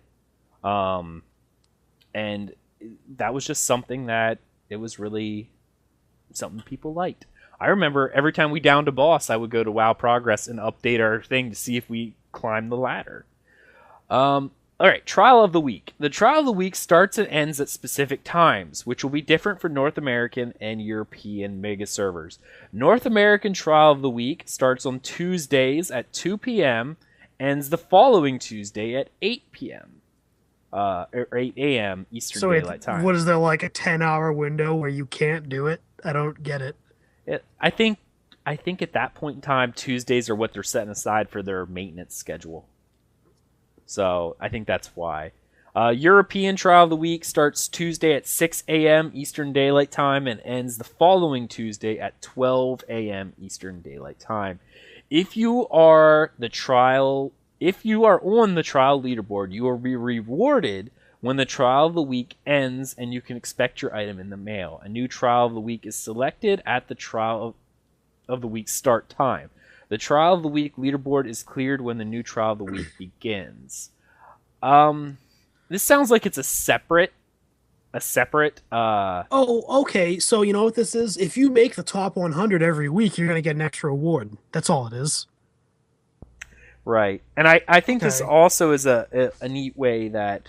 I think what's going to happen is Guild Wars 1 had this, where they had dungeon times and dungeon scores, but they had it separated by week, month, and all time.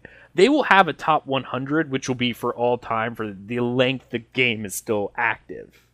Now when the new Adventure Zone goes off and maybe some of the harder end guilds have moved on to a different one, maybe some of the lower guilds can come together and use the Trial of the Week as a way of having a bit of friendly competition between other guilds that are of their caliber. You know what I mean? Because that will wipe the the best time in the world for all time will not appear on that every week unless they do it every week. You know what I mean? Guild A scores a 15-minute flat timer on this run. Okay, best time ever. They are number one and they're leading by leaps and bounds. First week, they're there. Next week, they decide, okay, we have the best time. Let's not do it again. We're just done running it until someone beats our time. The trial of the week will restart, and their name won't be on the top of the list. Now, if you go to the top 100, it will be for all time, but the trial of the week, it will not. So, I see. And they also said for giving the rewards, so you have to be on this, you have to see your name on this trial of the week in order to get the bonus loot. Kind of neat. You know what else is cool is the fact they call it Trial of the Week, and that Trial is the name of their raid. That it, it's promising that there'll be more trials in the future, maybe the near future, where you'll have to do a specific one a week. Like, you have to do Craglorn this week. Next week you have to do Smoople Boople raid, and then after that it's Craglorn again. Maybe they'll rotate it like that. That sounds like a raid that would be in Maple Story. Snoople. Yeah, you can probably hear an airplane flying over my house right now. I do. Sounds like a B-52 bomber at the moment, actually. Yeah, I live near an airport. I see. Oh, interesting. All right, well, while he's getting bombed, let's move on to the next section. Dungeon chest changes. Thank goodness above. I love this. You skipped a part. Oh, yes, I did. Sorry. Rewind. Veteran rank updates. You can now earn veteran rank 12 as you continue your adventures in Craglorn. Additionally, the veteran XP earned from killing enemies has more than doubled. Well, they're adding 2 more veteran ranks to the current cap of 10. That's not fair, because we're not even at 10. We're not even at 1. I'm at 2. Woot! Alright, so they're increasing the cap from veteran rank 10 to 12. Excellent. And it looks like they're making it so when you kill monsters, you get more. So maybe it's a little easier to grind. Dungeon chests and changes. Changes within instances have undergone 2 changes. Shared chest, which is good. Each player in a group who is within 50 meters of a chest when it is unlocked gets an individual role in the chest. That's good because I know there was a lot of people stealing. Reduce the number of chests. Since each chest yields rewards for all group members, we have reduced the number of chests in instances to 2 total.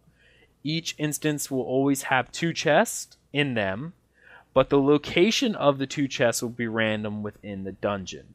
These changes do not affect chests that appear in public spaces, only those within instances.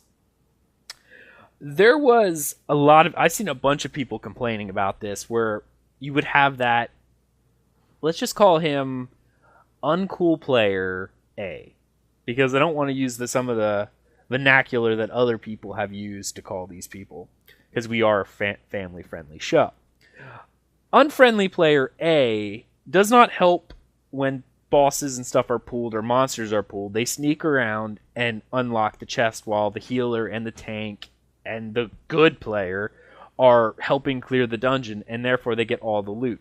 If you're unsure of how dungeons currently work within the game, other games, when you down a boss, they have a guaranteed loot table, and then people roll on it. How this game works is they have instance loot, but that doesn't mean you always get loot. And actually, more often than not, you get a soul gem and some gold, and that's it.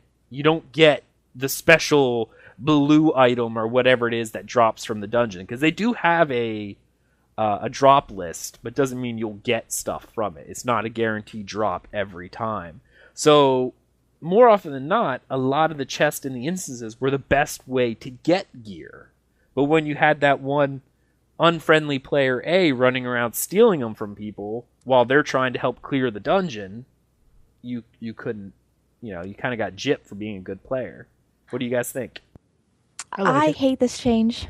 Absolutely Really? hate it. Yes, I do. And let me introduce you to unfriendly player A. That's actually definitely Why true. do you not like this change? I'm curious. Because I'm the person that goes through the dungeon after everyone's done, and I open every chest, I open every bag, every barrel.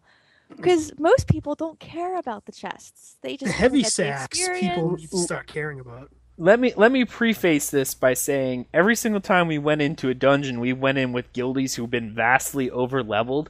That sentiment changes once you're in veteran dungeons and the gear is actually relevant to the people. That's Yes. not entirely true. Our first dungeon that we ever did, we did with players that we found. And for the entire dungeon, we were getting yelled at to go quicker. They didn't want to open anything, and they were the correct level for that dungeon, which meant that I could have everything in that dungeon once we were done, as long as I backtracked. So I feel that if you're the type of player that explores every nook and cranny, then you should be the person who gets that special chest that's hidden at the end of the river, but behind the waterfall, next to the large rock that's hiding the chest. That's me. I want that chest. So, making it so that it's shared, I'm okay with that. But don't reduce the number so vastly. Make it so that you want to explore every nook and cranny of the dungeon. I can tell you why they probably did this, though. They probably did it. The whole reason why they had so many chests is because they wanted everyone to be friendly and share the chest. So they put a lot Yeah. out there, so Good luck you'd be with like, that. "Oh, I got the last one. You take this one." So there You was know- enough for everyone to get a couple, probably two. Oddly enough, you know what happened in a lot of my leveling groups in dungeons is some random guy would loot the chest. Me personally, I didn't really care because there was usually crap, but somebody would loot the chest and they would actually link what they got in party chat. That happened a lot, actually. I was kind of surprised by that. Oh, But this change, I think it's only positive, personally.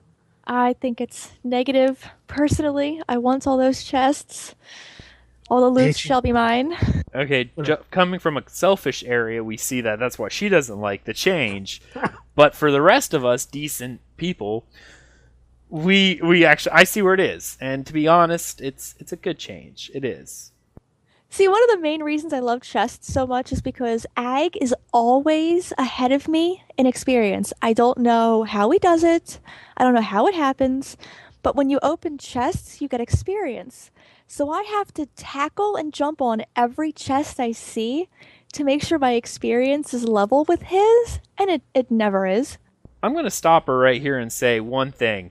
She made such a fit over me being a higher experience. I have not touched chest, and she cannot lie and say I don't. Every time I see a chest, I'm like, babe, there's a chest over here. She's like, well, don't you want it? I'm like, no. It's not worth you yelling at me for being higher level. You open it.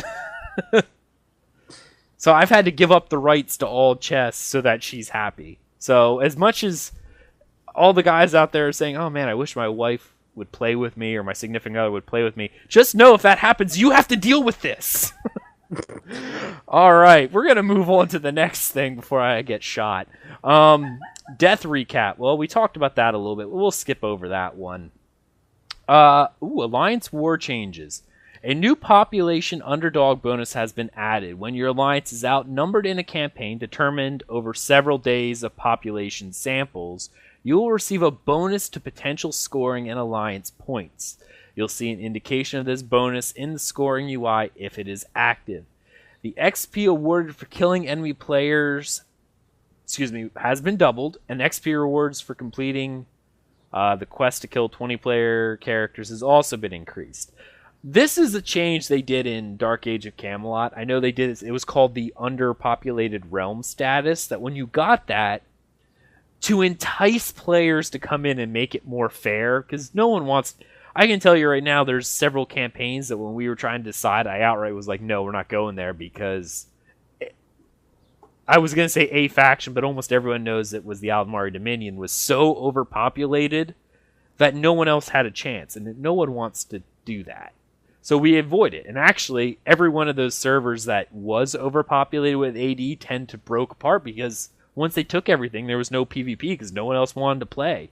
But to entice people to play on, let's say Daggerfall Covenant, because they seem to be the lower ones here between all three factions as a whole, they get a bonus going, okay, we're on Dawnbreaker. Well, AD and Ebonheart Pact are about even, but they have 3 players to every 1 player of Daggerfall Covenant. So let's give a bonus to Daggerfall to try to make it so that people want to pick Daggerfall.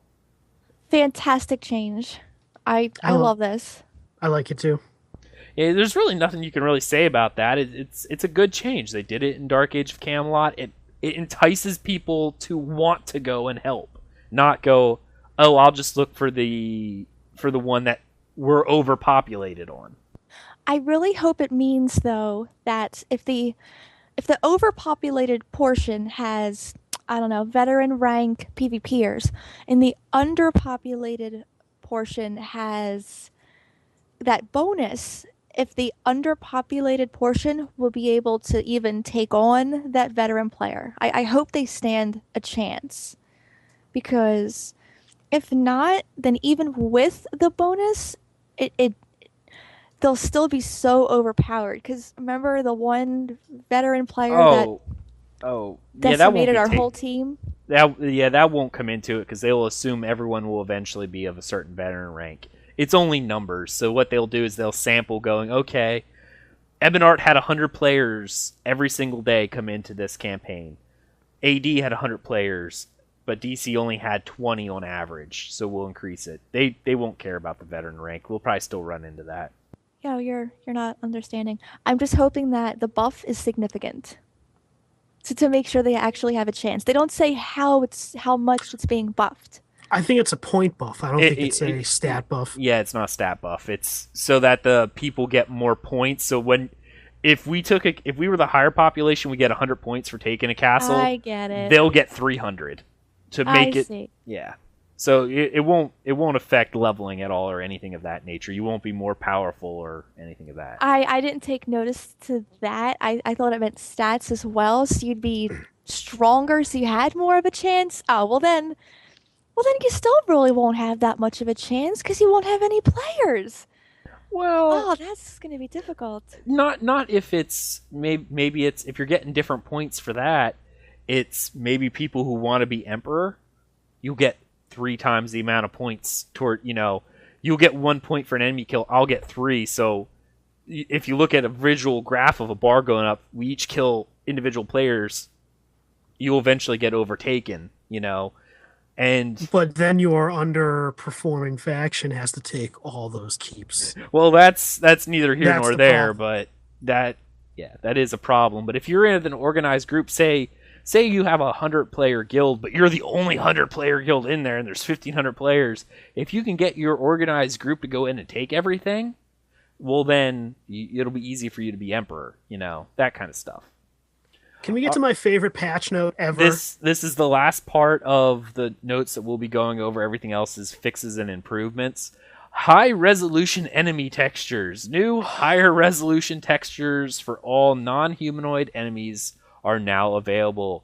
These will be viewed automatically. Krabby, why don't you tell us a little bit about that? Man, anything with higher resolution textures just makes me so happy. Anybody, God knows what kind of resolution they're going to, but anybody who has played Skyrim and mods it, look at 1K textures versus 2K. Look at 2K textures versus 4K textures. The difference is crazy.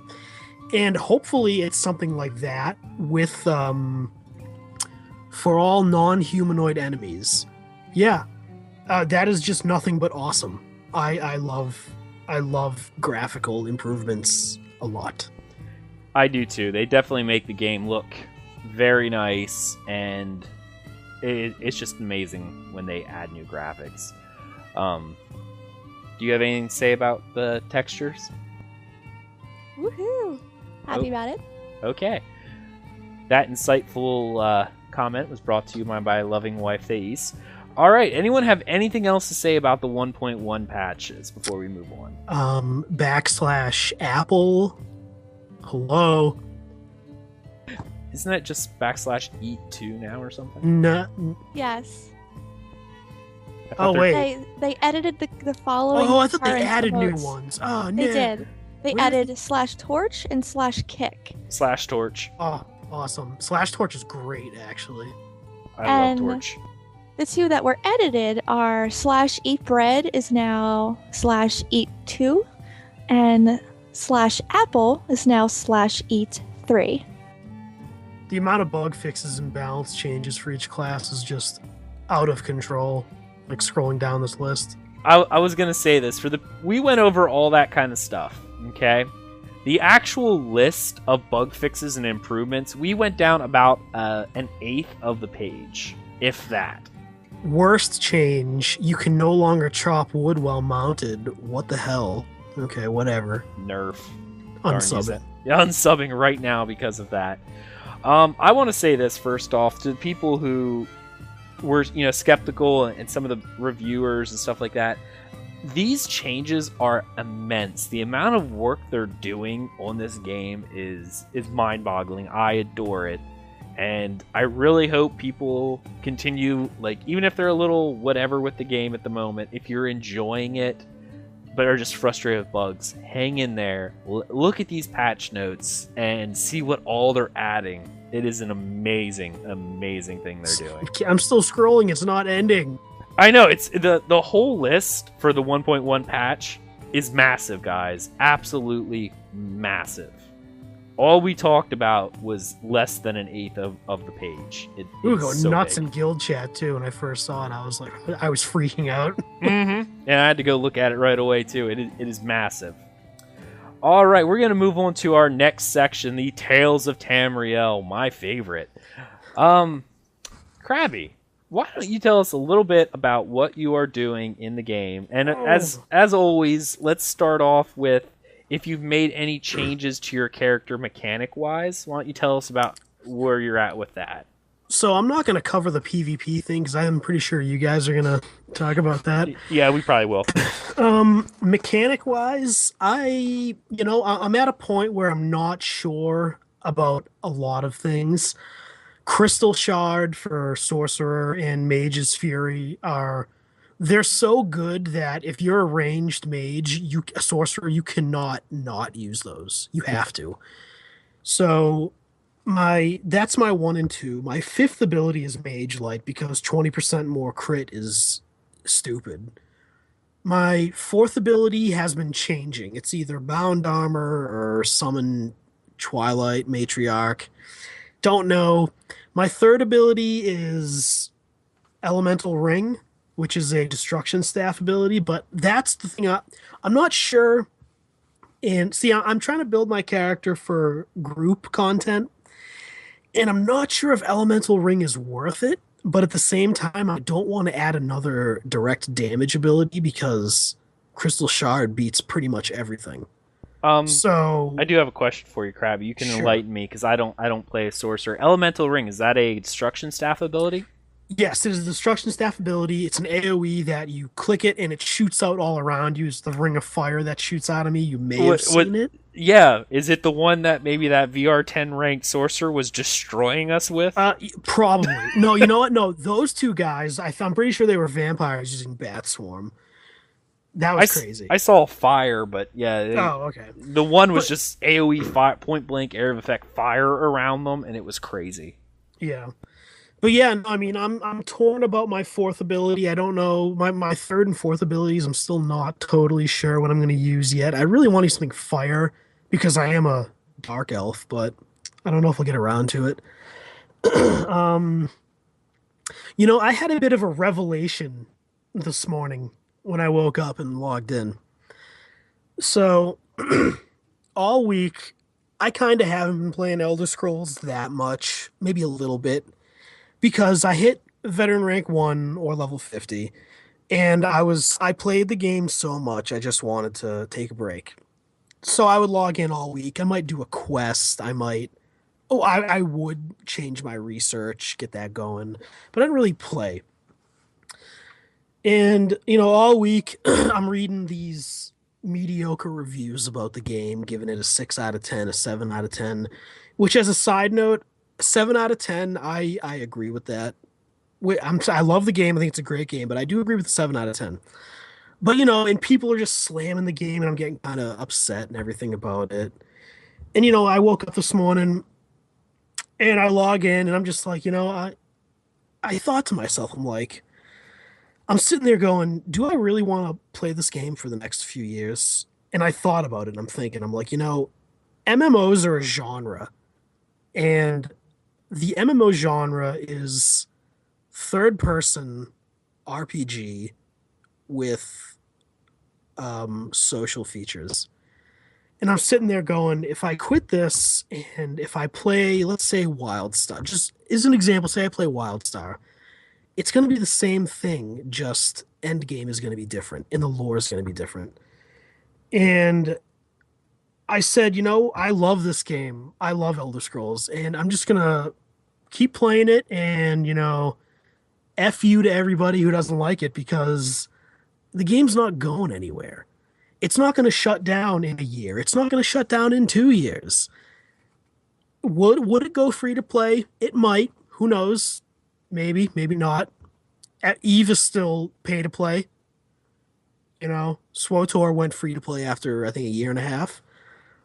But, I thought about it today and I was like, I love this game and I'm so happy to be playing it because everything felt good this morning when I woke up and logged in. I was like, I'm just happy. It was like a little mini revelation I had with myself about MMOs. About MMOs as a whole, I feel like I finally found what I really wanted. It has the end game I like in terms of the trials. It's not super hardcore like WildStar is going to be. Some people like that, and that's fine. But I'm kind of over that. And I was just, and I was down about the game all week. I was really down about it because the game gets a lot of crap. I mean, it does. But if you like it, enjoy yourself time playing the game and forget everybody who doesn't like it. Even if it's criticisms because you like what you like, the developers will fix bugs when there's problems. And, I was just happy. I know what you're feeling. Like, what you were saying is, we were talking about this earlier in the week, is it's not so much even, you let things get to you, especially with, like you said, I think it's just the it thing to hate the game. I really think it is. But it's like you sit there and you read reviews, and that's what our whole episode last time was about, was you read the reviews, and it's just like, man, is this game...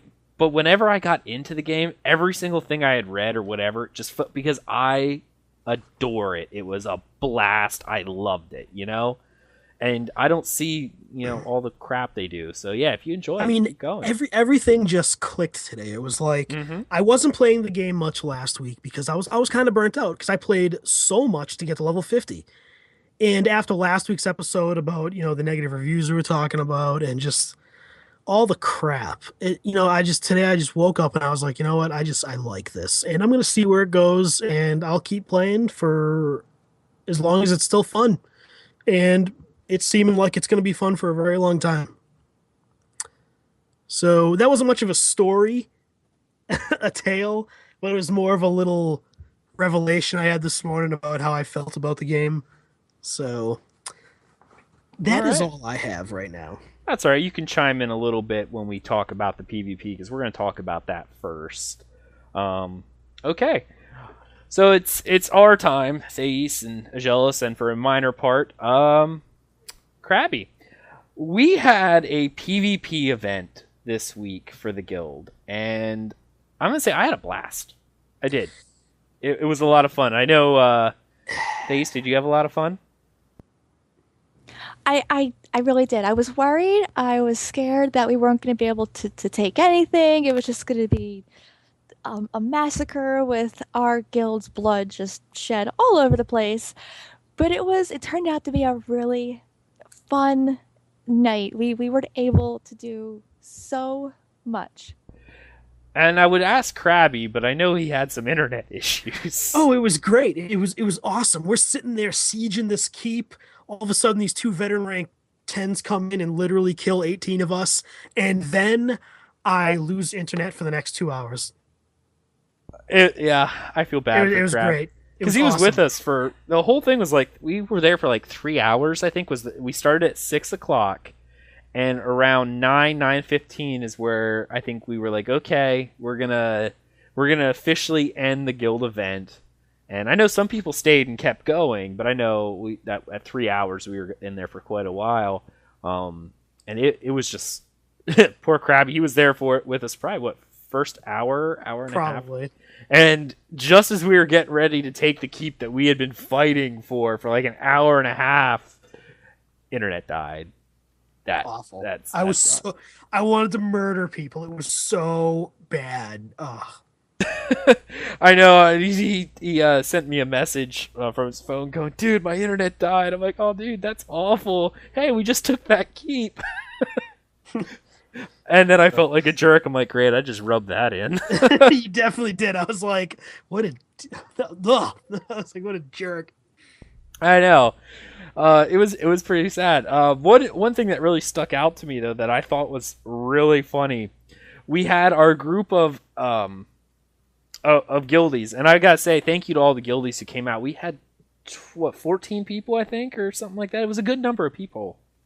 We had at least 3 full groups plus a few stragglers at different points, so 12 to 14. But my favorite time was when Krabby got separated from us when we were trying to take Fort Ash.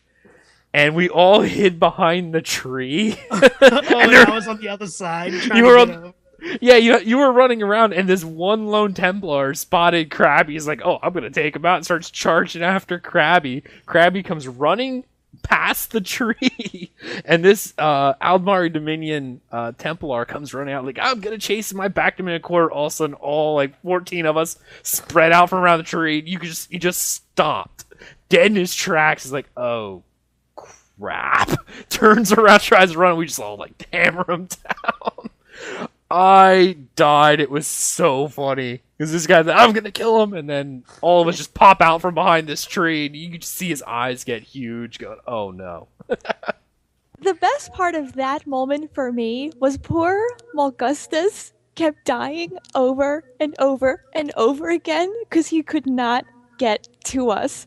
So as we're all hiding behind this tree and we're trying to kill this other guy, Mog is just running dead. Poor guy must have died 5, maybe 6 times, and he's over vent going, I don't know how to get to you guys. I'll find a way. What we had originally started is when we got the group together, we started in the Northern Morrowind Gate. We all grabbed the quest, and I made sure everyone grabbed some siege. And you know what? I noticed I grabbed all trebuchets. That's what I did too. I wish I would have got a ballista. Like, at least a ballista or a catapult or a ram. Next time we do something like that, I'm definitely grabbing a ram. At least 1 or 2 rams and 1 or 2 ballista. And then I'll load up on trebuchets because they're nice for almost everything. But that ballista would have been great. We decided we started up at Fort Aswal. Because in the northern section of Cyrodiil, I think it's part of Daggerfall Covenant territory, but we did own that. So it was kind of neat because the main force as a whole was going after the scrolls. So we had almost all of our home keeps we owned, and part of Aldmari Dominion, because it was the Aldmari Dominion who held the extra scrolls. And there was a big offensive pushing south from the east. And as we're pushing south down into Aldmari Dominion, our group started in the northern section, and we kind of had a pincer move. We only had a small group, which was kind of nice, but we had fairly limited resistance, mostly because a lot of the main force was being drug away trying to defend the scrolls. So it was kind of a fairly fair fight. I think we outnumbered them a little bit. There was 5 or 6 other players to our 12, but they had the benefits of the walls and the NPC guards. So that was a lot of fun. They also had those 2 veteran rank people. Oh my goodness. I have to explain this to everyone. The one keep we took, we knocked down the wall, we went in, and then we're standing on the wall, we're knocking down the door, and we're all excited because the door's going down. It's going down pretty quick. And this is the first time we had been able to set up on the wall. And all of a sudden, everyone turns to the left, and there's one veteran rank 10 guy. And everyone's on vent yelling to kill this one guy. In a matter of, I don't know, 15 seconds, he killed all 14 of us. We were just all decimated. Yeah, and the Nook in chat is mentioning something. I'm actually going to get to that because it was really cool. But we decided as we're heading south from Fort Aswell, we decided we are going to take Fort Ash. We had a little bit of trouble taking the resources as we were trying to get used to the group. We had a lot of people who were up leveled to 50, and it was kind of rough. But once we started doing that, we took all the resources, we started laying siege to Fort Ash. And one thing that the Nook was saying in our chat right here was his favorite part was when he nailed a player dead on with a trebuchet. We had lined up our set of trebuchets along the southern wall, and we were pounding at the gate. Some of the people inside decided they were going to set up a trebuchet of their own on the wall and target it at our group of people. And they started throwing it, and everyone's like, start targeting the trebuchet. So we're throwing it at the wall, and we were missing. And the Nook actually went and dead on hit it, and all of a sudden everyone got the quest update. One player killed. It's like, yeah, kill them. That was awesome. I know I did a lot of the targeting, and I think on your trebuchet, we were almost exclusively targeting. Anytime we saw a siege weapon go up on the wall, we were targeting our trebs at it. The one guy would get in the treb, shoot it, and then leave the treb until it reloaded.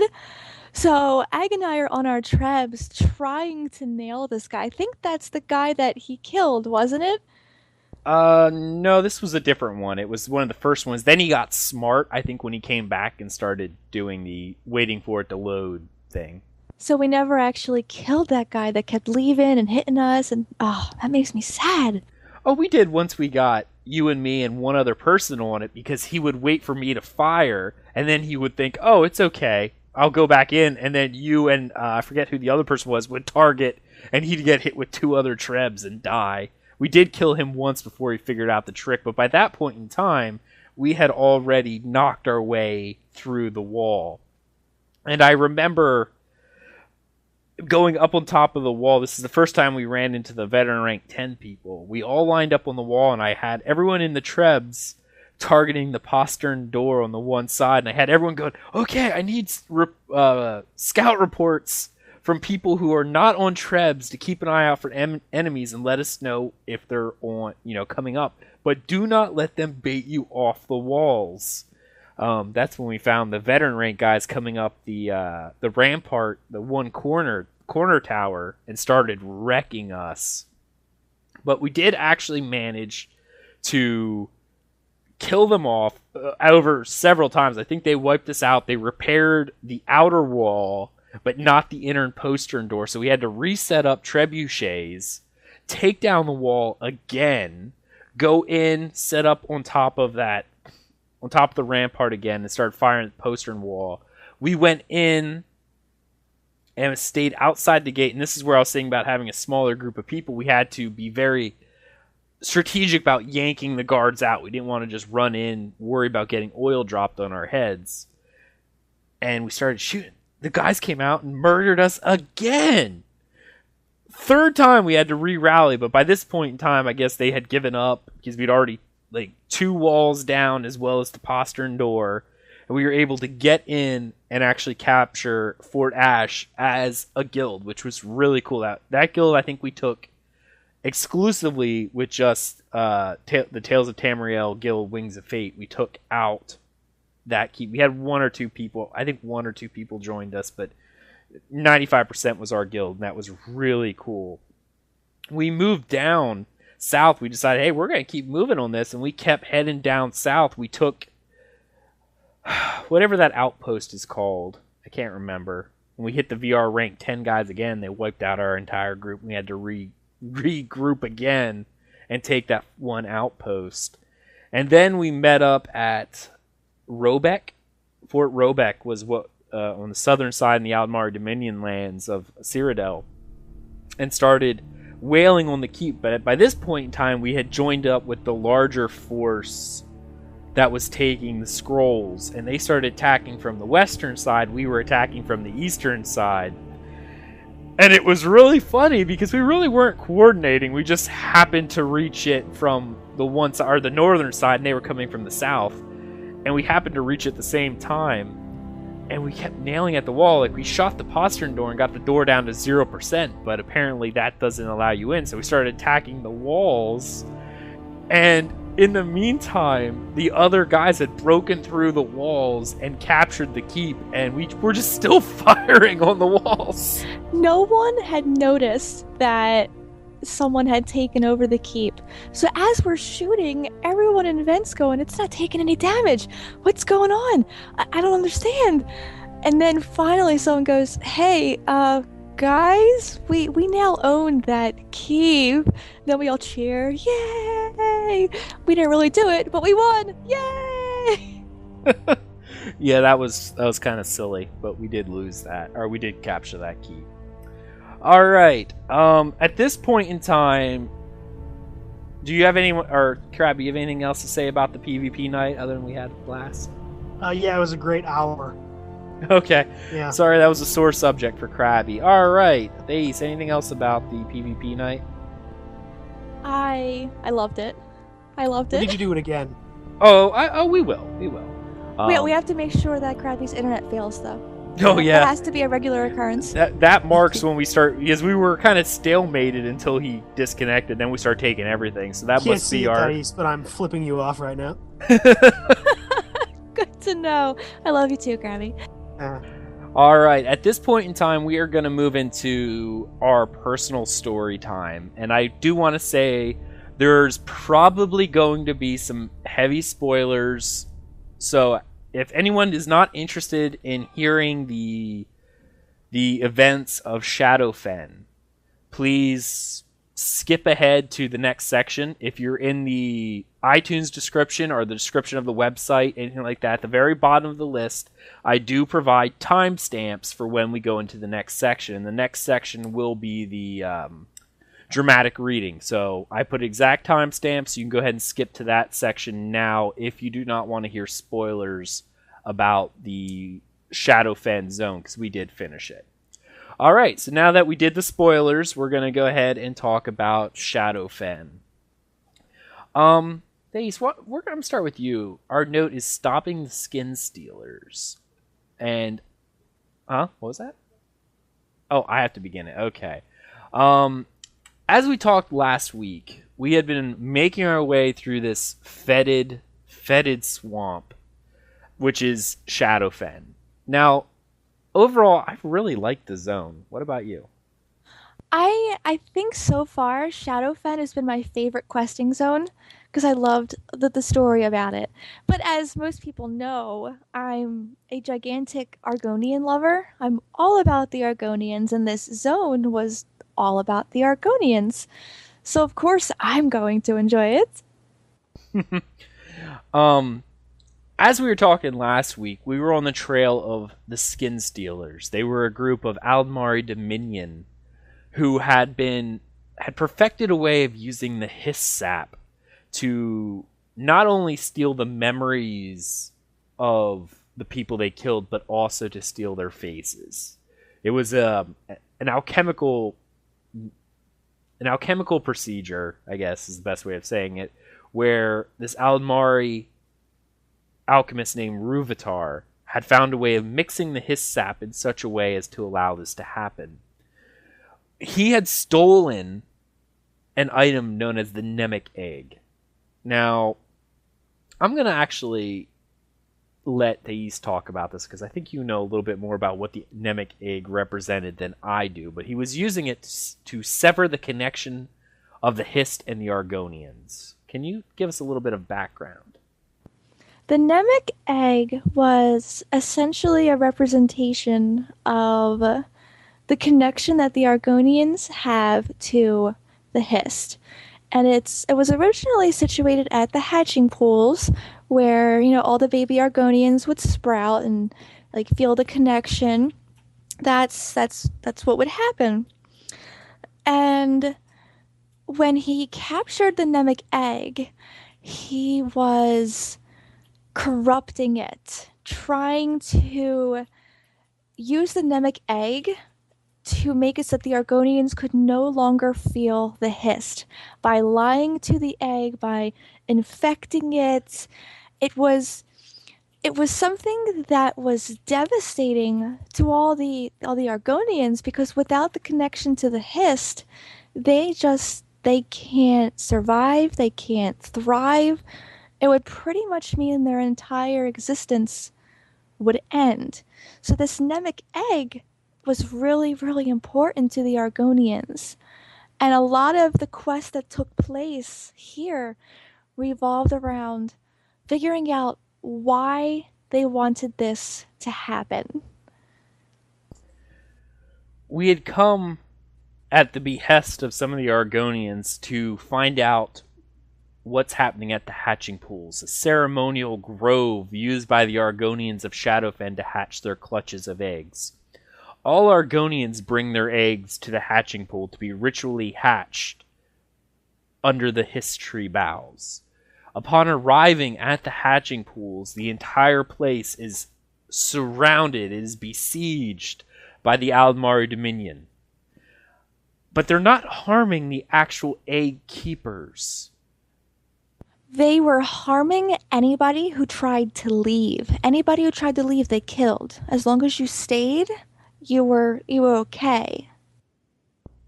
Right. And as we were venturing in, we snuck into the hatching pools and working with the different people, asking them, what is going on? Like, why are they doing it? And no one knew. They're killing anyone who tries to leave the hatching pools, but they're not attacking us. They want the hatching to go forward. And as we were assisting, they had corrupted the hatching, and the tree was poisoned, and all the eggs started to die. And we had to rescue all the eggs from the hatching pool, or as many as we could get. It was so sad, because when it tells you to save as many eggs as you can, so as you run underneath this huge history and you see just all these clutches of eggs, and they're big eggs. If anyone's seen an Argonian egg, they're rather large. And you're just told to save as many as you can. And so many eggs died that day. And in my head, I feel like my... Oh, I was just going to say, here's one point that you can even pull into.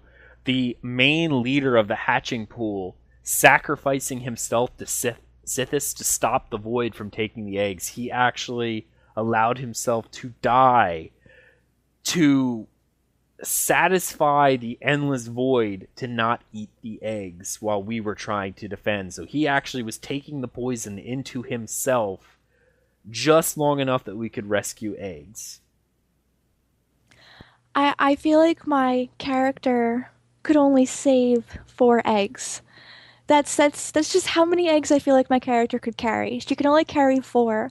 So I only made it out of there with 4 of these Argonian eggs, and there was just so many that died from that poison. It was a pretty sad event, and we found out that it was all because of the Mnemic egg and what they were experimenting on that was causing, while Rúvitar had the Mnemic egg and performing his experiments on it, the Hist themselves, the hive mind connection of the Hist, were not allowing him, or allowing the eggs to hatch. It was killing them all. The eggs could not commune with the Hist, and was causing them to die off. After forcing the Aldmari Dominion away and putting a stop to the plan, we find that we have to find the Mnemic egg, and they do tell us where he ran off to, in a place called Loricel, an Iliad rune in the depths of Black Marsh. Along the way, we have to collect what are known as the keystones to allow us entry into the sacred chambers in the inside of the city. But before we did that, I do have a note of eating shrooms and tripping out to find Argonian spirits. Hey, so why don't you tell us a little bit about this one? You would know about that, Thais, wouldn't you? Eh? Well, But yeah, I'm all about, tripping and shrooming. What was your song? Oh, modeling it off of I wish I could remember the name of it, and if I do I'll put it in there, but I made my song up. Originally it was a marijuana song called I Packed This Bowl for Two. It goes I said I tapped this hist for two and I wanna lick it with you. I'm gonna make a whole song out of this. It's gonna be great. Crab, you know which song I'm talking about? No, I have no idea. I'm gonna find you the song so you can listen to it, so then you can hear my rendition about histories and licking their sap. Of what trial? For the trial where they try to let us commune with the hist. I don't know. All right, I remember what this was. We were doing a trial, and we had to find a way, even though we were outsiders, anyone who wants to perform the trials of the Argonians, if they complete it, then they can commune with the hist. And the reason you have eating shrooms and tripping is because we had to take this special potion, plant, something from this Argonian, which pretty much forced us into an alternate state where we communed with the hist, and we had to learn something from the hist, because it's all about what you learned from your ancestors and how the past can help you. So while we were tripping on whatever this was, we're following around Argonian spirits to try and learn of a way that we could save this particular group of Argonians.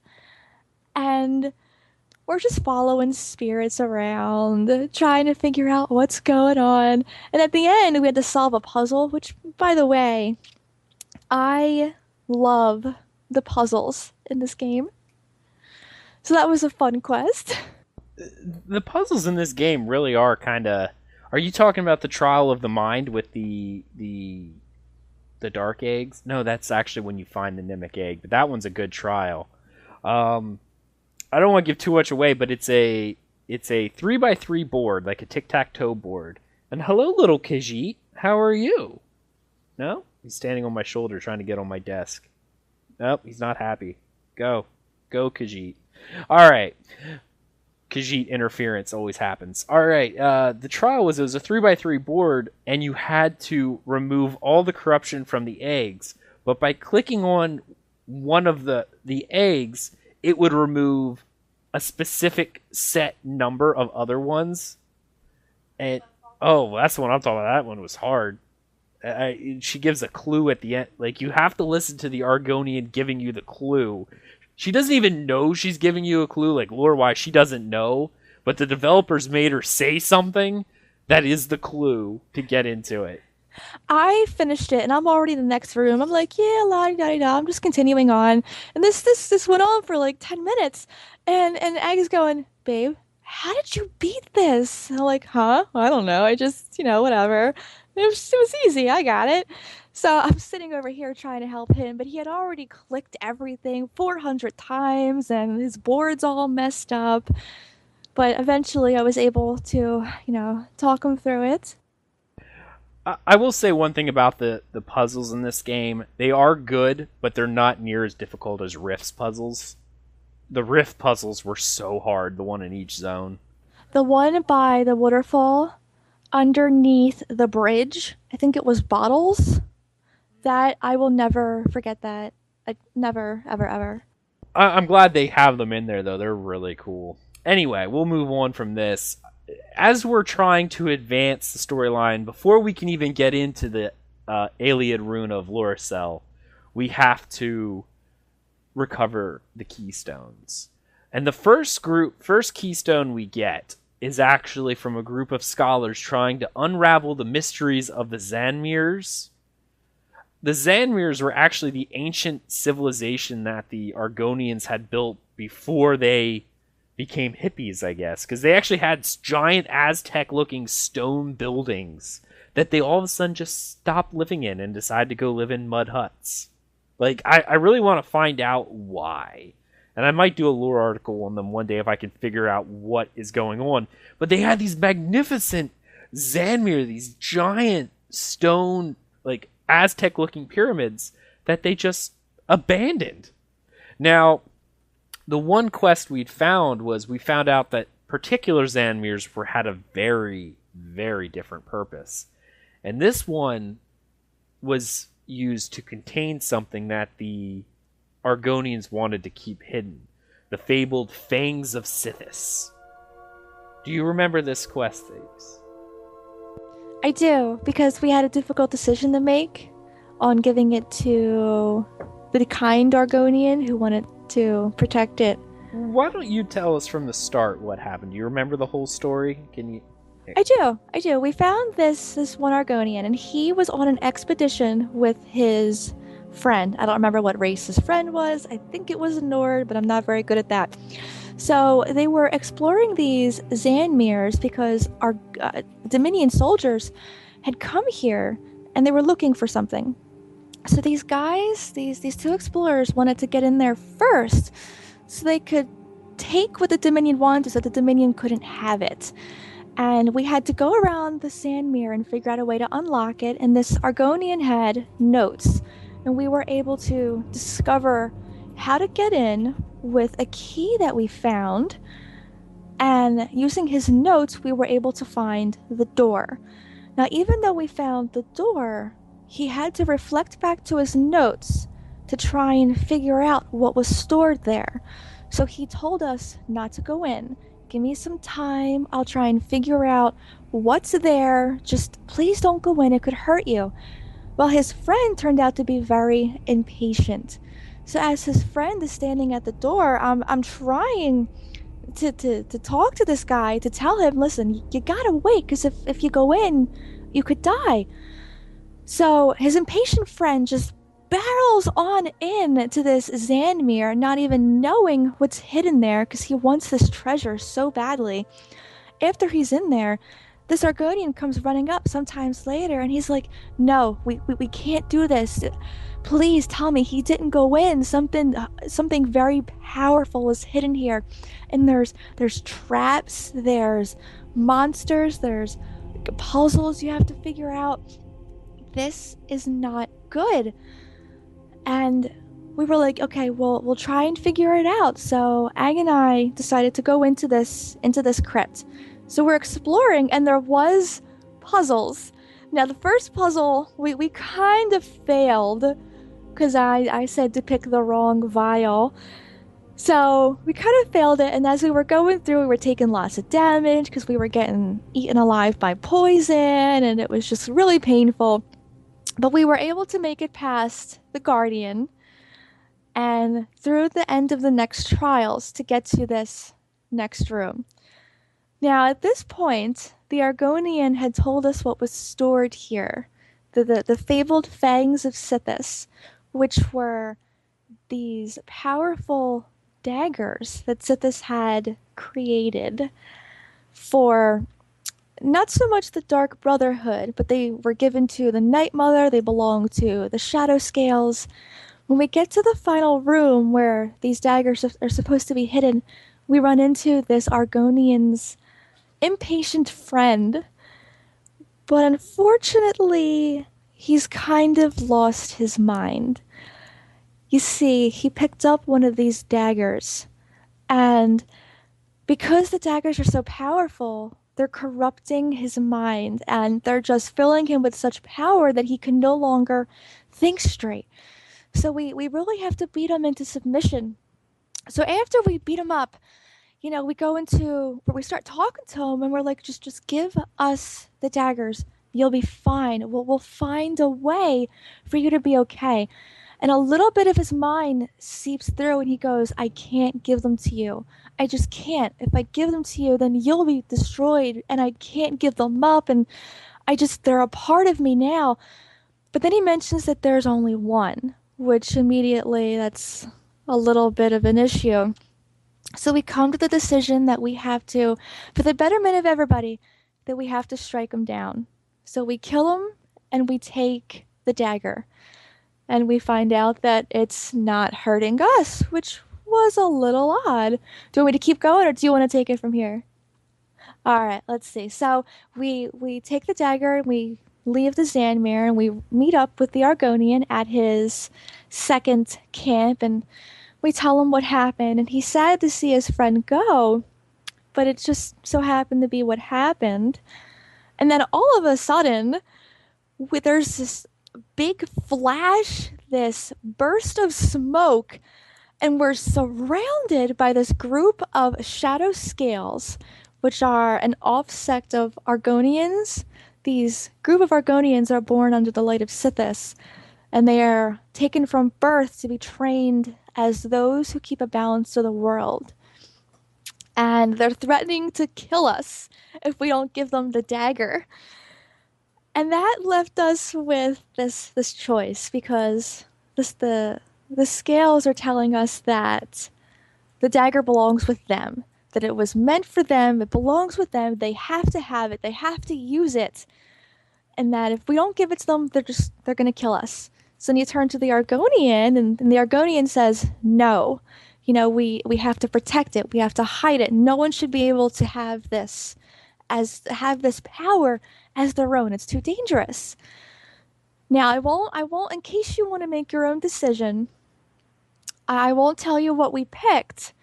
But after that choice, we were brought face to face with none other than Sithis himself.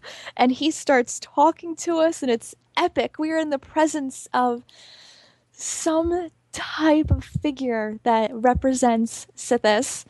And he decides that because of who we are, that the dagger belongs in our possession. So we're entrusted with a fang of Sithis, and it was such a great quest. Not even really part of the main storyline of Shadowfen, but I was so happy to have that. And now a vendor in Shadowfen has a fang of Sithis in his inventory somewhere. They do from me, yes. For me as well. Now, I'm going to go over the next part pretty quickly, is we met the last king of Zook, Drillick, the last Kothringi tribesman in existence since the ones before did not fare so well. And needless to say, what happens is we actually have to work with him. He has absorbed the keystone. And I'm going to not tell what exactly happened. But one interesting thing that happened here is it's a clear and obvious reference to Game of Thrones. When you unleash him, he goes into his hut. He has a little chair that he sits on with all these swords lined up across, like tied to it. It's wicked funny because it's just this little throne and there's like swords sticking out of the back of it. Clearly the Game of Thrones throne. Yeah, it is. It's meant to model out. When I first saw it, even before I told Krabby about it, he's like, it's a Game of Thrones reference. I looked at it and I saw the swords off the back and I said to Thais, hey, look, it looks like the Iron Throne from Game of Thrones. And you essentially work with him to get the last keystone. I'm not going to say what happens to him, but at the very end, he keeps calling you Captain of the Guard. And at the end of one of the quests, you're like, dude, I just want the keystone. And he goes, what? You don't want to be Captain of the Guard?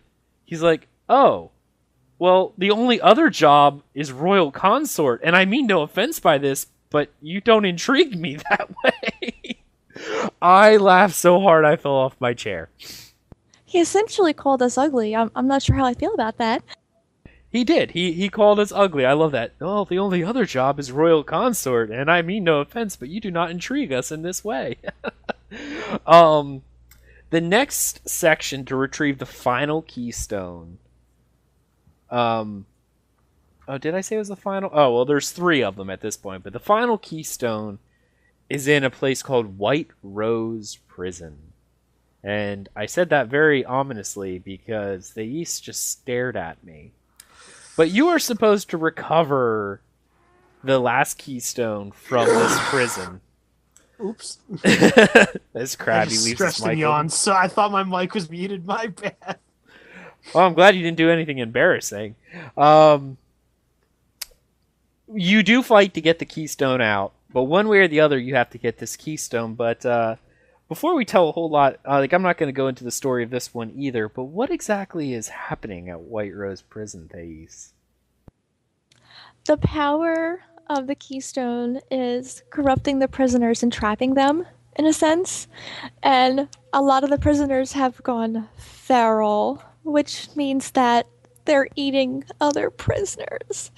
I don't do well with people eating people, so as soon as that was mentioned to me, I wanted to, throw up all over the place. So yes, that is something you have to deal with at the White Rose Prison. I was not happy about that.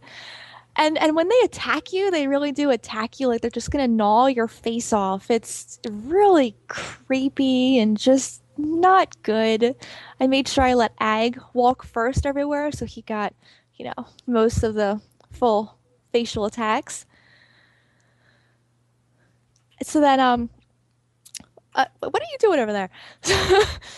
So after you figure out that that's what's going on, you're left with a decision. And your decision... Oh, now you want it. Go ahead. All right, no, we won't tell you what decisions, but you have to make a decision on how to get the keystone. And let's just say after you get the keystone, you go into Lori Cell for the final showdown with Rivatar. I'm going to leave this. I don't like to say what the final is, but we'll just say you have to go in there and free the Shadowfen of Black Marsh from this horrible person and stop his corruption of the Mnemic egg. Upon rescuing the Mnemic egg, though, you are aboard a ship, and they want us to go somewhere. So after finishing the quest, you bound the ship. So Thais and I agree we go on the ship together and go below decks. As the ship arrives at the port, we go up on deck, and if you're there, you can imagine yourself in person. You come up on the deck, and you're greeted with a biting cold air. The smell of salt water and mead fill your nostrils. You open your eyes to nothing but white. The sun shining off the snow is causing whiteout for you, and as you step onto the docks, you realize that you are stepping foot into Skyrim, and more particularly, we have arrived at Windhelm, and I feel like we're finally home. But this is where our tales will end for this evening, and next week we will regale everyone with our tales of arriving in Skyrim at the city of Windhelm going forward. Actually, why don't one of you guys type in chat that we're moving on to the next section? All right, we are moving on to the next section, which will be our dramatic reading of a book from the Elder Scrolls. This week, in honor of the Elder Scrolls Online, we are going to host a 4-part series by reading the biographies of the leaders of the faction war. Yurun the Skald King, Queen Aeren, High King Emmerich, and finally the Tharn family, who currently controls the Imperial City and the Ruby Throne. This week, we will be continuing our 4-part series with the last and final part, which will be about the Tharn family.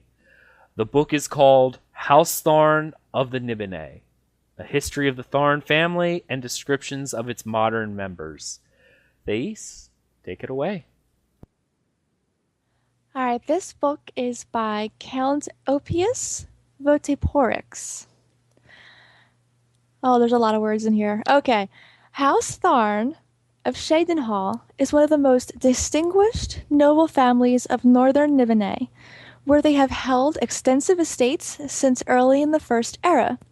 The family may, as they claim, to be as old as the First Era itself.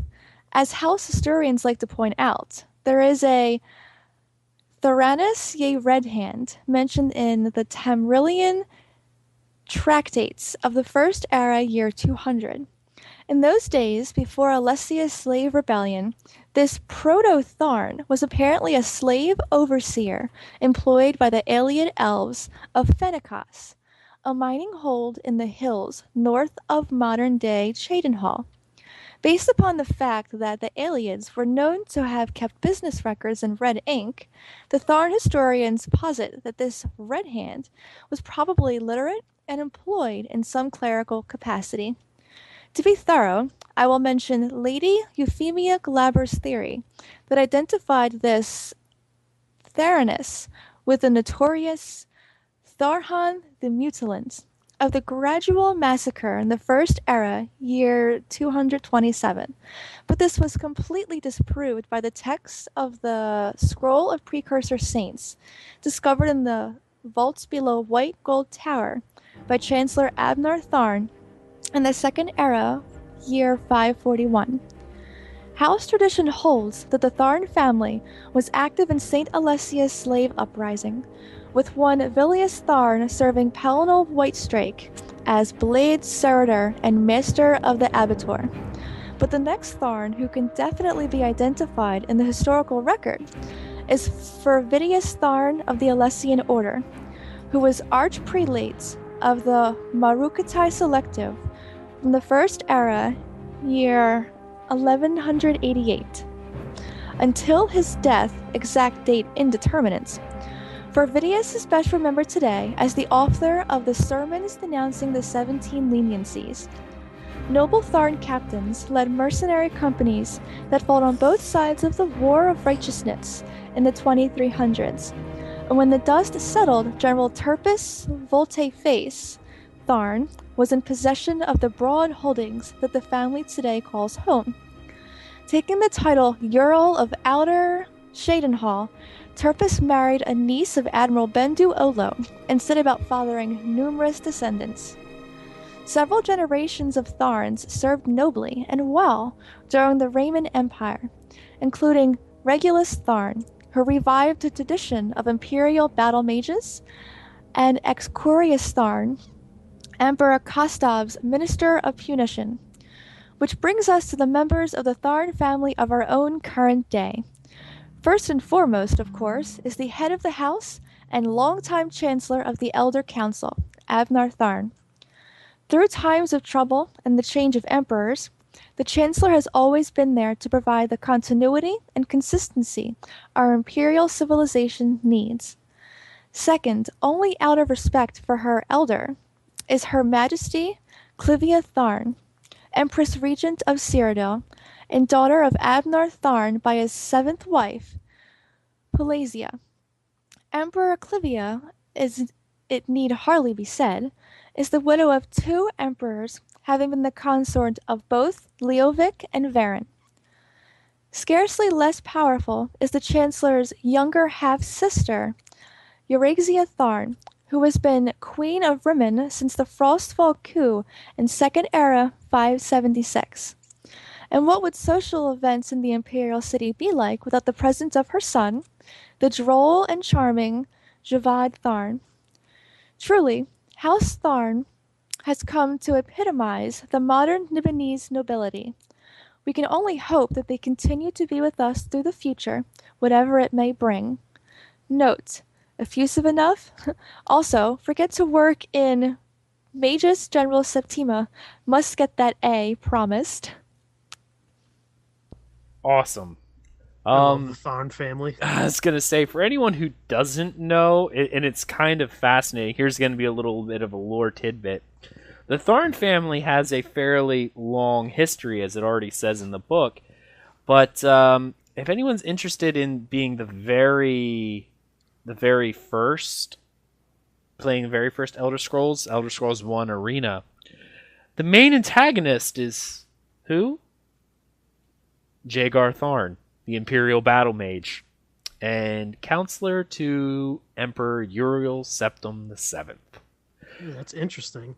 So one would think that it was Abner Tharn's progeny that is causing all the issues in Elder Scrolls 1 Arena. And quite honestly, you could also argue that he's also the one who causes all the events going forward, because it's arguably because of Uriel Septim VII's imprisonment in the Daedric realms that he has the visions, because it's all because of these visions he sees. Because if you play Oblivion, the very opening scene says that, you know, for 80 years he's been for 40 years he's been the Emperor of Tamriel, and that entire time he's never been the master of his own dreams. And one could theorize that it was his imprisonment in the Daedric realms while still alive that gave him this clairvoyance, if you will, this foresight, which it was all Uriel Septim VII who sent off each person in the Elder Scrolls series up until Oblivion when he died. Elder Scrolls 1 through 4 take place within a 40-year time period. And each time it is at the urging of Uriel Septim VII to send an unknown person to a great destination to thwart some things. And some say it's because of this clairvoyance and foresight that he has because of his imprisonment in the Daedric realm by House Tharn that he can do this. It's really fascinating. So there's my little bit of lore knowledge that I just dropped on people. Moving on to our next section. This week, for a community spotlight, we have decided to spotlight the Imperial Library. I thought it would go hand in hand with last week's spotlight because both of these sites are dedicated to the lore of the Elder Scrolls series. Whereas last week, the unofficial Elder Scrolls pages dealt more with articles on the site that, they write lore articles and they kind of go in depth. This site does exactly what its name is. It is a library for all the books in the series that have been, and the site has been around since 98, actually. And there's a big about section. I went onto their about section today and was reading a little bit about their history. It's passed through a lot of different hands before it came to here. And they have a fairly large staff. It's quite amazing to be around for this long, like all these people that have been part of this Imperial Library project. But you can go here and you can read all the books just like you would in game. This is where I actually go each week to get our dramatic readings. I kind of pick a title and then I go there to find all the stuff because it's easier just to get it off of there. So I encourage everyone to go to their site. It is www.imperial-library.info and check out their books. And as always, thank you, Imperial Library, for being an amazing part of the Elder Scrolls community and for helping to share the lore of this amazing game world. Thank you so much. All right. Next section is our guild spotlight. Time for a guild update. I'm going to go over, as always, for those interested in joining our friends and family guild for the fans of Tales of Tamriel, you can whisper or send an in-game mail to @Aggelos or @TierEater or, as the stream says, @Krabby, 654? Yep. Okay. So it's Aggelos, spelled Aggelos, since apparently my name is very hard to pronounce or type, and @TierEater, TearEater, and @Krabby, Krabby 654. Yes, sorry, bad with numbers. For those that are interested to PvP with us in Cyrodiil, we are representing the Ebonheart Pact on the Hope's Fire campaign. As always, blood for the Pact.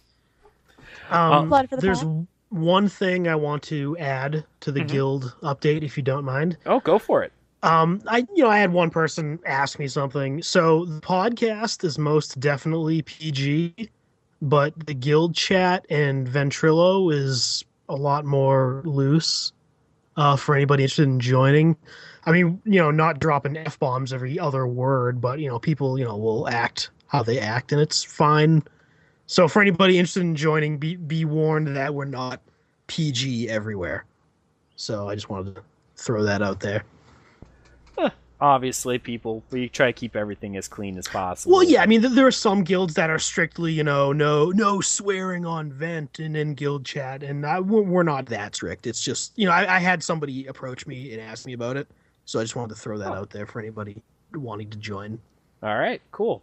I did want to say I'm actually really amazed by the size of our guild, how many people have been interested in joining us. Thais, how many members are we up to now? I think we're at 82. 82? Whoa, what the hell? Yeah, I was very surprised. We've the amount of people who've been interested in joining us in game has been amazing, and it's been fun. It's been really fun. I do want to mention off the bat, I had been talking with Krabby and Thais and stuff of that nature, and as such, with the Friends and Family Guild, we are getting fairly large, and people are looking to do different things within the guild. I'm still under the stance that our guild is a friends and family, and that we won't be doing any scheduled events. But if there's anyone who is interested in doing something along those lines, please let myself or Curator or Krabby know, and we'd like to talk to you. I think that's all we had for now. I was getting to that. Okay, I'm gonna let Thais take over this part of the guild update because she's got a big smile on her face. So go ahead, Thais. All right. Well, last week we announced that Ag and I were having a little contest to see in a week's time how many Nern roots we could get from, people mailing them to us, giving them to us. Who would win if we put that out there to send us Nern roots? And I am so happy to announce that I won the contest. I want to recount. I don't believe I it. demand a recount as well. Florida screwed up. I do. I won the contest. I'm so happy. In a week's time, I have 147 Nern roots. That is how much was sent to me from the loving fans, whereas Ag only had 70. You got 7? I thought you was gonna say 7. No, That's not. I also got a Nernroot wine. Well, realistically, Ag only had 45, but because of a friend of mine sent me 51 the very first day, and I thought it would only be fair to split that between us both since we do know him outside of game. So I split that between us, but in reality, he only got 45, and I just blew him out of the water. So I'm so happy. And everyone who sent to her, I have your numbers or your account names, and you will be kicked from the guild as soon as I log back in. Just be forewarned. You have officially just been G-kicked. I'm just kidding. Just so everybody knows, anybody who sent me or Aggelos Nernroot, if you would like your Nernroot back, because we did keep everything, we wrote down everything we got, let us know, and we will happily send your Nernroot back to you, so that we're not hoarding everybody's Nernroot as much as we would like to. I'm gonna hit return to sender for it. I kept everything in the mail, so I'm just gonna hit return to sender for the people. And if you really don't want it, send it back. But it was just for a fun contest. So thank you for everyone who participated. Thank you for those who did send to me. I hate everyone who sent to my wife, and you're all getting G-kicked. Thank you to everybody who helped me win. I love you all very, very much. I really needed this victory a lot. So yes, thank you again. I still get more loot than you. Yeah. Okay. Moving on. We are going to go to the emails section of our podcast. We had 3 new 5-star reviews this week, and I'm going to take the first one. Thais, you'll take the second, and Krabby, you'll get the third. First off, from Dismalted, I love the title he gave. Delightfully nerdy. We got a 5-star review. This show is packed with news, in-depth analysis, tales of adventure, lore, music, and everything else you could want in an Elder Scrolls show. May Talos guide you all. Well, thank you, Dismantled. That was awesome. All right, Thais, you're up. All right, let's see. The next one is from Mind of Tez. Awesome, 5 stars. Love the podcast. It gets me through the weekday when it arrives on iTunes. Keep up the good work. And now for Krabby. Now, this is really the best review we've gotten so far. So, this is by Lanny Cub. Great show, 5 stars. Wonderful program and very well done. Love the hosts, Aggelos, Thais, and who doesn't love Krabby? Oh, I knew it. I really enjoy you guys. We knew there was one person out there. I knew there was someone out there. I really have listened to every episode. Only wish there were more. would recommend to any Elder Scrolls fan. Excellent. We did have one message from the talesoftamriel.com site that they were emailed in. Ace, why don't you try reading this one? All right, this is from Beitula Unal. I could actually pronounce it. Greetings. I'll just say this. In an MMORPG, I hate to create a new character by... Whoa, okay, I can see why. I hate to create a new character by also switch to NA server after watching Tales of Tamriel podcast. That is how amazing Tales of... Oh, okay, I hate to create a new character, but... Okay, that is how amazing Tales of Tamriel is. Keep up the great work. May we draw swords together in Tamriel. Arcaneer. Oh, it's from Arc! Yep, there you go. Well, thank you. For a second, I thought Ag wrote it because there was like so many misspelled words.